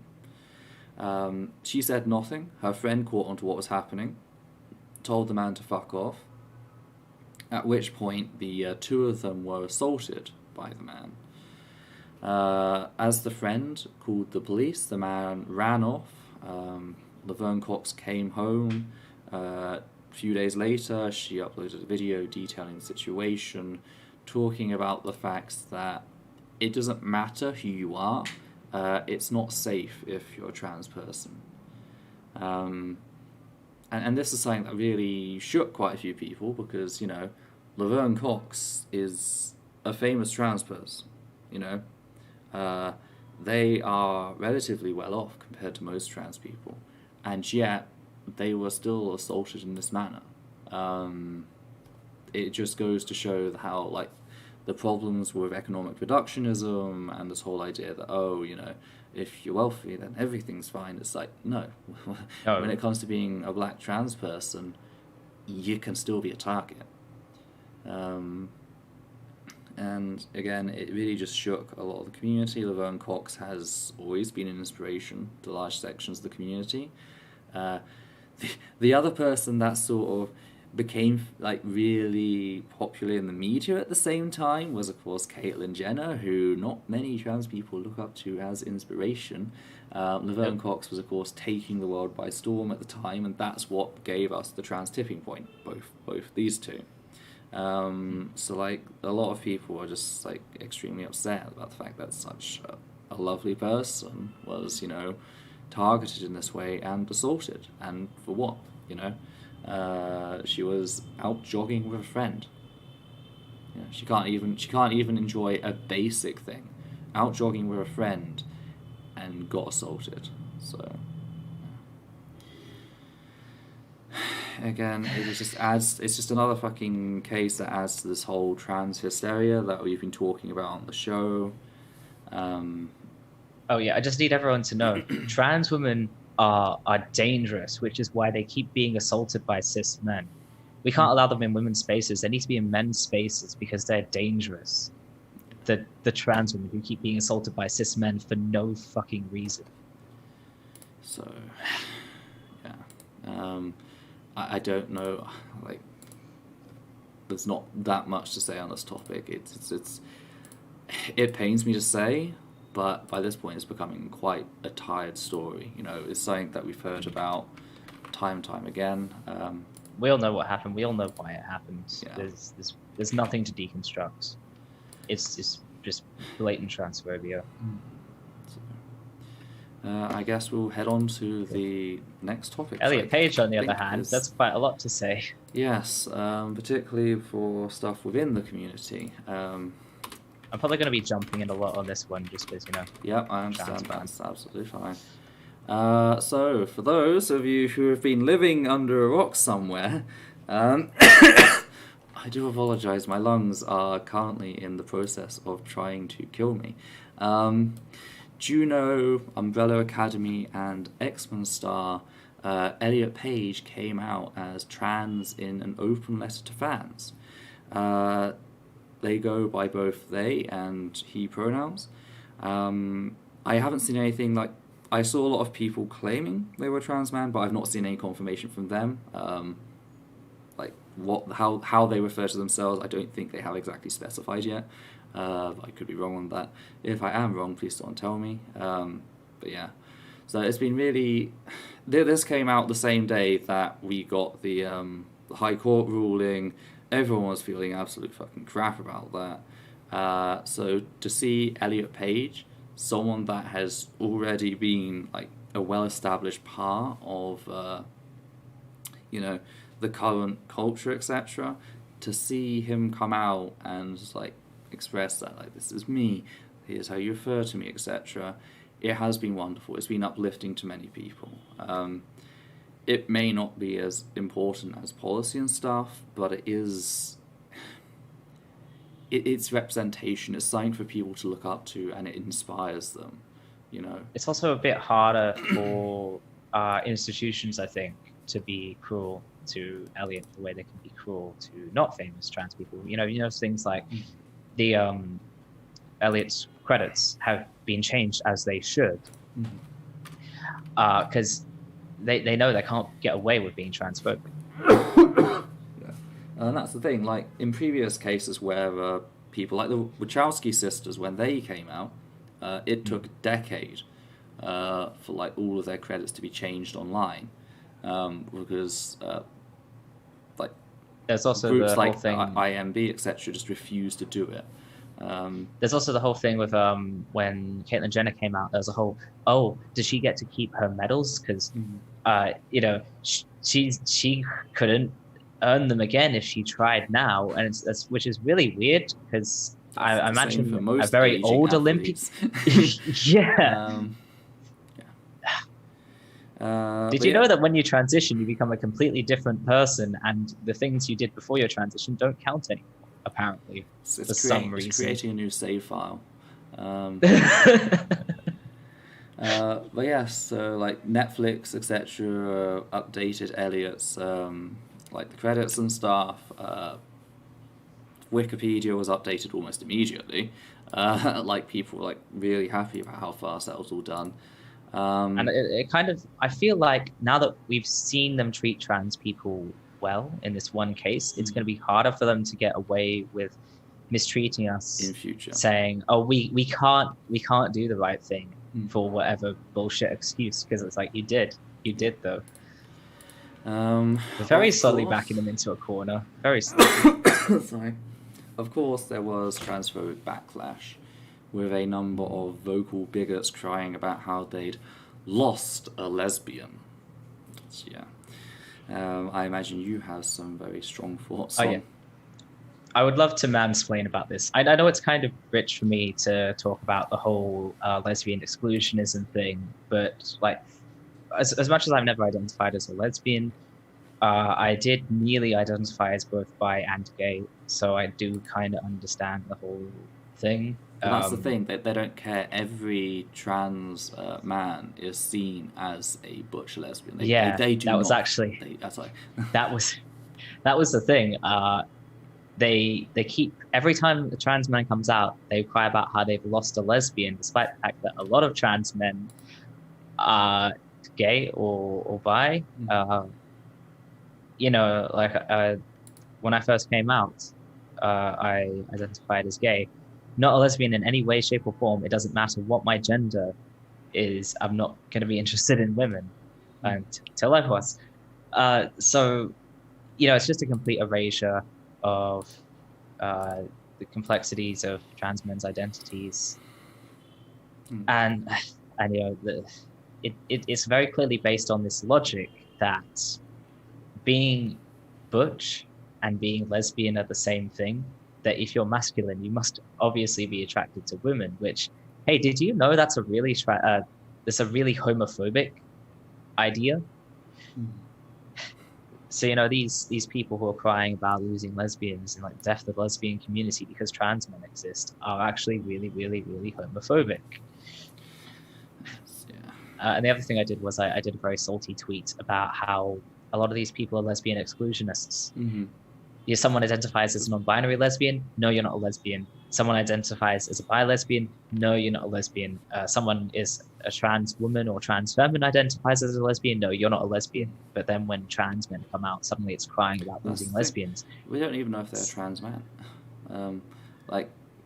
That they could be non-binary for all we know. They haven't specified. Yeah. And they might still hold to the label lesbian. We don't know. You see, that's the thing. You're not allowed to be trans, masculine, or lesbian. So this is a problem of their own creation. Mm-hmm. They're forcing a bunch of people out of the lesbian community. They're being extremely gatekeepy, making the definition of the lesbian smaller and smaller and smaller, and then complaining that there aren't many lesbians. Hey, I wonder why. Well, it's not just the fact that, it's not just the fact that, the people coming in, all trans or whatever, is also the fact that a lot of fucking lesbians are getting tired with the shit, and are just avoiding the fucking TERFs, who are aligning themselves with, people who are targeting LGBT plus folks, single mothers, abortion access, going after women's rights, etc. Surprisingly, they don't want to be around the gender critical crowd. It's almost like they have some self-respect. Of course, there's all discussion around this is very objectify and kind of it's stripping trans mass people of their autonomy. This idea of you being trans means that we've lost a lesbian. There's that whole thing of it's crying by an empty being grave. A lesbian. It's crying by an empty grave, expecting the person to fill it rather than be themselves and be happy. That too, but it's just like there's not much to say about this. It's not a complicated point, but it really creeps me out how these transphobic, homophobic lesbians think that they're owed trans men pretending to be lesbians. If you look at the way cis heterosexual men talk about lesbians, it's fucking identical. Thank you, Dan. Which also, sorry. It also makes it kind of rich, I think, the idea of trans. I imagine these people are the same people who say that trans men escape misogyny by transitioning, or transition to escape misogyny, and here they are being really misogynistic to us. It's just, it's very creepy. I don't like it. I don't like lesbians acting like they owed sexual access to me. I don't like them acting like I don't have autonomy and don't know who I am, and denying my sexuality and denying my gender expression, a whole bunch of things. It's really gross. Can they stop, please? I don't like it. Believe me, it's a lot worse when they talk about fucking minors. Yeah. That gets into really creepy areas. They fucking post photos of minors going for HRT, puberty blockers, and they make sexually explicit remarks about them. It's fucking disgusting. I've seen this fucking behavior online. It's such a waste. There's such a cute lesbian, and all this. And it's that's a fucking minor. You're in your fucking 40s. What the fuck are you doing? I also hate that. It's such a waste, as if, someone living their life. Another one is, which is funny because it's used against puberty blockers, but doesn't make fucking sense, is the painting of waiting and listening from affirming, and affirming care has a pile of breasts that have been cut off. It's actually, if you use puberty blockers, that tissue doesn't grow. That's the whole fucking point. But yeah, so that's also a really weird thing. I'm gonna cry over breasts that are being cut off. The only reason I guess to cry over breasts that are being cut off if it's from cancer, just because it's a representation of suffering. But getting my top surgery was a really good thing, people. It was really good. If I didn't get it, I might not be alive right now. Why are you crying over discarded breast tissue? That's really weird. Maybe you should care more about me, the actual person with thoughts and feelings in the life, than some fucking tissue that grew on my body for a while. Sadly, the TERFs weren't alone. A certain bread tuber and former employee of neo-Nazi Ian Miles Chong, who also, by the way, had groomed a minor until she was of age, Peter Coffin, stated that, quote, "I have no ill will towards any trans celebrity, but their experience is easy. They have access to great medical care and get Twitter trends reminding everyone what to call them. The misconception of trans issues as bourgeoisie becomes more difficult to resist due to this. A large part of the country's only touch point with trans issues is through Caitlyn Jenner or whoever, and they basically erase class from the equation. It becomes aspirational content rather than a struggle for self-actualization. Then a family member comes out as trans, other family members' response is coloured by the fact that this is, in the media, a rich people issue. I do not hate the rich, but I do think the media mode of acceptance is ultimately poison and will eventually use the issue as a niche market. Trans issues are explicitly exacerbated by class, and while I do believe rich trans people struggle, I think the poor struggle more due to the misconception of transness. This is directly copied from them, as aspirational rather than three-dimensional experience. Mascot politics is bad. Marketing as politics is also bad. This is not a consumer demographic and should not be seen as one." End quote. Which, again, considering this followed immediately after Laverne Cox being assaulted, like, they talk about the fact that we're erasing class from the equation. No one has fucking done that. They're the one that's, like, erasing other issues on the equation. Like, they are a class reductionist. That is Peter Coffin's big thing. They don't give a fuck about anything else. And it's like, another thing I noticed about them is the fact that Peter Coffin is a fucking internet celebrity. So this idea that they can judge like a film celebrity on this ground is absolute bullshit.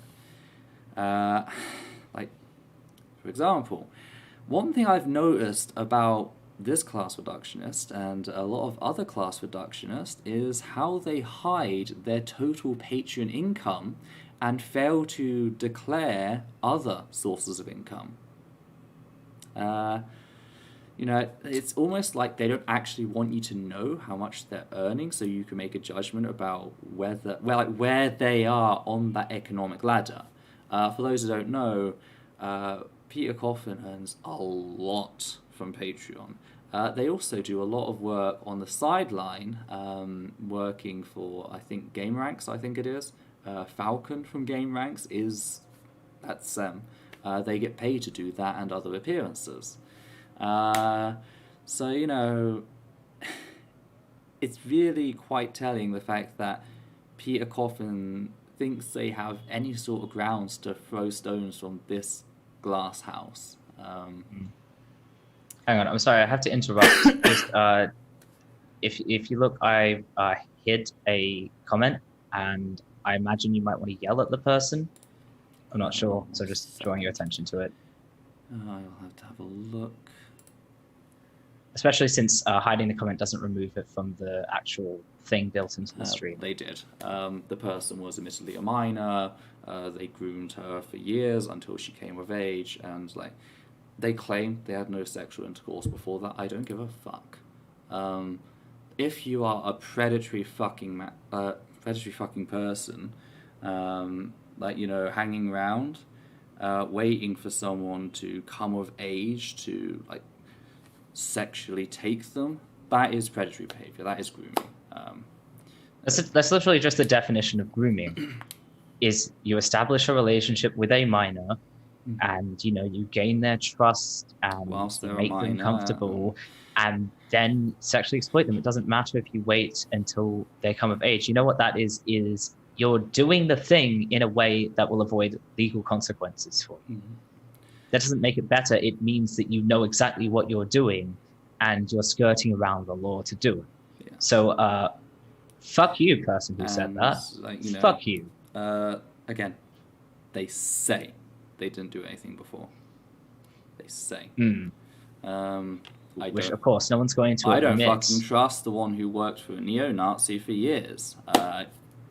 Now that you point it out, I don't trust anyone who says they didn't do anything sexual before this person came of age, because you're not going to say, no one's going to say, oh yes, I had sex with this person while they were minor. No one's going to say that. No.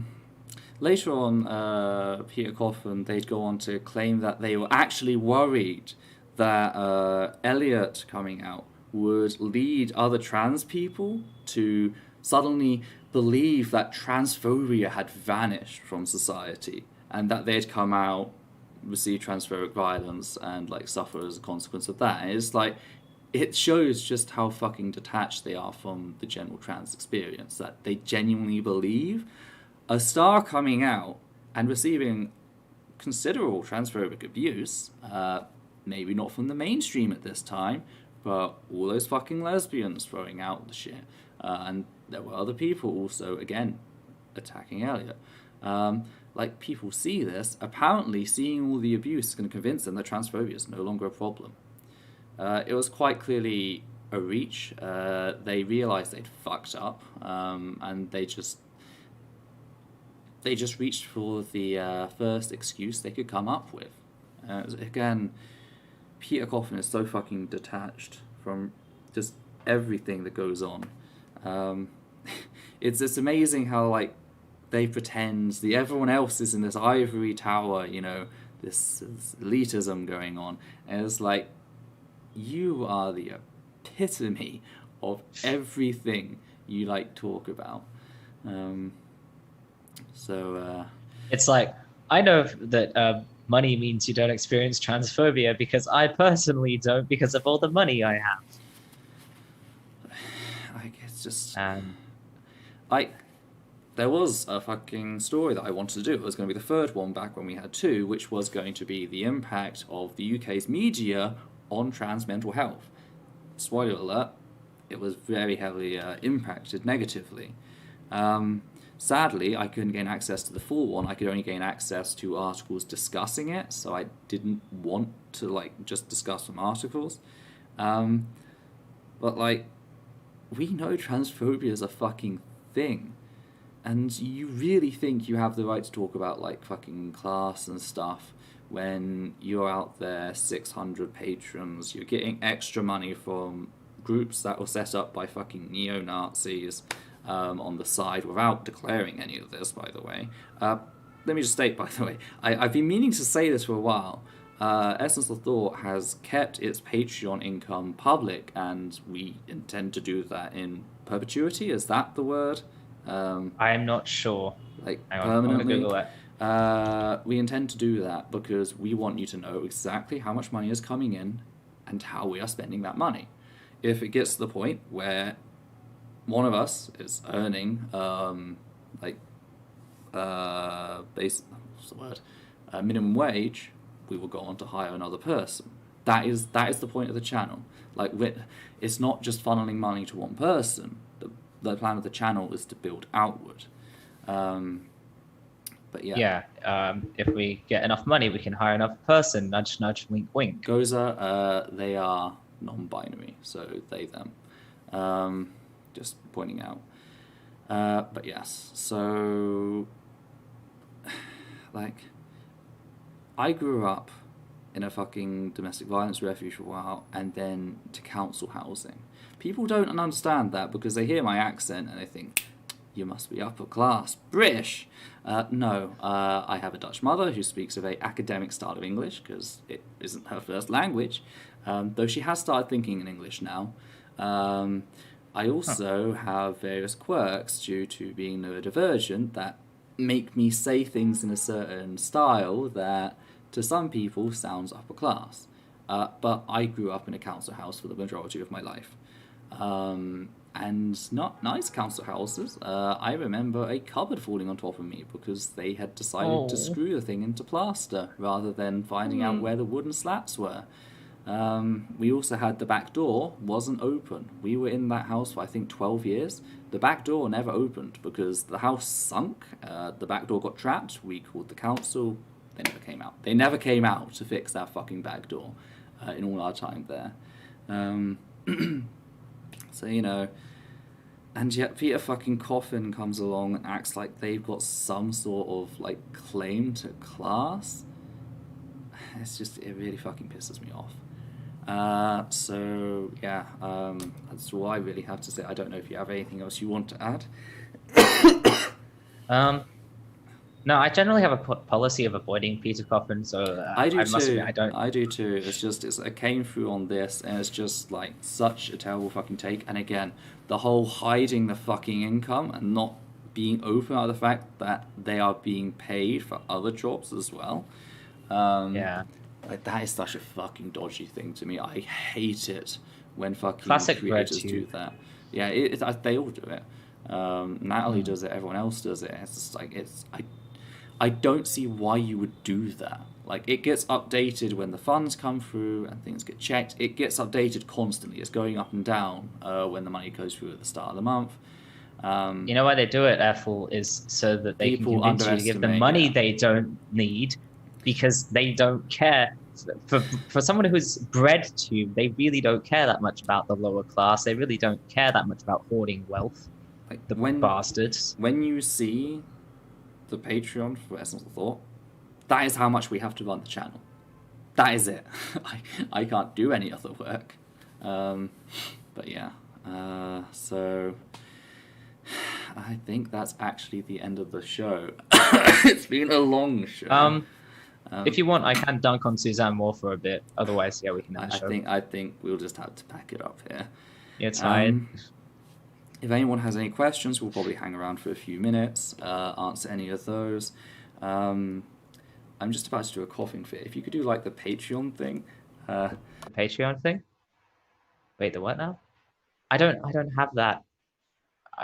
I'm assuming you have it I was just somewhere. going to say, mention the facts that we no longer monetize the channel, so the only source of income is Patreon. So, hey, we were just talking about it. If any of you want to support us via Patreon, that would be very much appreciated.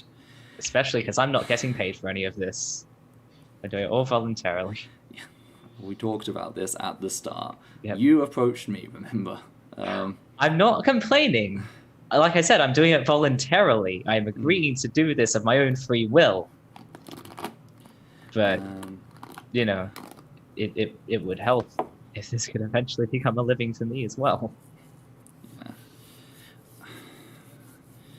I do wonder that too, Linda, but it's very dodgy ground to walk on. It's just the way that Peter Coffin seems to have zero understanding of any aspect of transphobia. And they also donate to transphobes. I keep forgetting that. On Patreon, they donate to a transphobe. And it's something that everyone always calls them out for, and they just ignore it. So yeah. Again, we are currently working on our Lily Orchard video. That is going... Oof, it's going somewhere. I've actually been starting to write a little bit on that because I've not been well enough to start reading the Dash Family. So I thought I'd start working on some summaries. But yeah, it's just... I've forgotten who it is. Yeah, go check. Twitter's going to be able to tell you fucking instantly. Yeah, so I think that's it, really. I haven't really seen any questions pop up, so yeah. How are trans women? If you answer that they are women. No, it doesn't. Fuck No, it you, doesn't. Donald. Trans women are... because they have this... their psychological sex makes them women. Okay, here's the way gender works is it's you can't point to anything physically about the body that makes you a certain gender, because gender is a psychological phenomenon. If you just look at gender roles, that can't be physical. Gender roles, gender expression, I know that isn't gender, but these social constructs, they're too complicated to be a physical thing you can point to on the body. Like, gender is a psychological phenomenon. It affects how you feel and how you think and how you interact with the world. That's too complicated to be physical. So the way you determine someone's gender is you just have to ask them and, believe them when they tell you. It's like saying, how can we tell if someone's gay or straight or bi or asexual or whatever? Can you point to a gene? It's like the whole gay gene thing. It's too complicated for that. You just have to ask people and believe them. And for some reason, you can do that just fine with sexuality some of the time, but not for trans people. We're again, I stated this in my last video. I would love for us to actually be able to map out the mind to an extent that we can actually pinpoint what chemical, structural, or electrical element gives a person their gender or their sense of gender. We can't do that right now. We can't do that until transphobia is dealt with, because the moment we do, that's going to be turned around for eugenics. Yeah. We just received a $5 donation from Little Greenleg. Do you have an opinion on the best places to donate to help people affected by the Bell v. Tavistock case? I was looking into this. I haven't found one. There was one which is the I think it might be Liberty, but I can't remember. That there's the people who are doing 2 legal cases against the whole thing, a 2-pronged legal case. But I was looking at them last night. They had already raised 18,000 out of 20,000. I went out for a walk, came back. They were £400 away from their goal. So don't need to do that. They've the legal case is going well. As for supporting people, I can only suggest Mermaids. That's generally a good one. I was hoping to have time to look into other orgs, but I just sadly, with everything that's been going on, I haven't had the time. Yeah. Maybe we'll be able to find something for next week. We'll see. Next fortnight. There's also, you can tweet about it. Yeah. If you find anything. There is no soul. So just back to the how do you know trans women are women thing? I can't answer that question because not a trans woman, but personally, the way I know what my gender is because I tried being a woman and it's nearly killed me. That's how I know. I know this person is a troll because you can't watch everything we talked about and try the whole, these terms are meaningless now in the face of people dying. But just remember that the reason why I live my life as a man is specifically so I don't die. That's the entire reason. So I don't die. And again, I dealt with this in the last video. They use the analogy of it's like a person not knowing which direction is north, and it's what north? True north, grid north, astronomical north, magnetic north. 2 of these change. 2 of these are entirely arbitrary. Yeah. So yeah. And use the metaphor of a GPS, which uses triangulation. And the thing with that is you can navigate based on, here's the thing. If I give you a map of a territory you're completely unfamiliar with and tell you which way is north, you can't really navigate with that because you have no idea where you are and you have no idea where you're going. But with something like a GPS showing a detailed overhead of where you are, then you can see, there's a river here, there's a lake, there's a forest. I need to go to this place. There's a town. And that's kind of how it works, is where you know what gender is within your culture, and you know how you feel, and you can kind of feel it out and feel, okay, I need to go towards this thing here. That's where I need to be. If you're thirsty, you need to go towards a river. If you're feminine, you go towards what femininity is in your culture, and you can figure it out that way. it's complicated, and what it basically boils down to, in my experience and from what I've heard from a lot of trans people, is you kind of just feel it out and you know what you need. The way you tell what someone's gender is you let them figure it out, and they tell you, and you believe them, because the alternative is people being like people identify the way they do for a reason. It's because we need to be happy and comfortable and alive. So just take people at their word, please. For fuck's sake. In that line, Esmeralda Lily Wing, sorry, I'm really tired at this point, has donated $10. Respect what people ask you to call them. We only know ourselves. Trying to explain this to my child. They are very soft-hearted. Yeah. And that's why, like, regardless of doubts, still respect. Like, you only have a nagging feeling. Still use the correct pronoun, still use the correct name, respect them in that regard. Like, there's a lot of reasons to hate certain people, and you can do that without being transphobic. Yep. We have this problem where we hate people with the wrong things instead of hating people for being malicious or, you know, being careless, things that can hurt people, things that make the world a worse place. What do we hate them for? We hate them for being trans. We hate them for being quote unquote stupid. I really think about the reasons you hate people and think, is this something to hate someone for? If a person was only this thing, if a person is only trans without doing the bad thing that you're supposedly criticizing them for, would you hate them? Hopefully not. So why are you using transphobia to hurt this person you don't like for unrelated reasons? I think this is probably a good place to wrap up. I think I'm falling asleep. I should probably shut up so that you can sleep. Thanks for watching, everyone. Thanks for watching. We will have the timestamp sorted in a bit. So yeah, it's been a long show. But yes, so thanks for appearing, and hopefully it has been worth your time. And we will see you in a fortnight. If you see any stories that you'd like us to touch on, you can always reach out to us. The Essence of Thought Twitter messaging is open, so you can always message us on there. Next show will be our 6th show, I think, so kept this up for 3 months. It's only middle of the afternoon for me right now, but I only had 4 hours of sleep last night, and I refuse to drink coffee. Huh? You refuse to drink coffee. It would be so much easier if you drank coffee. I can't stand coffee. I absolutely hate coffee. I know. It's unfortunate because it would help. Yeah.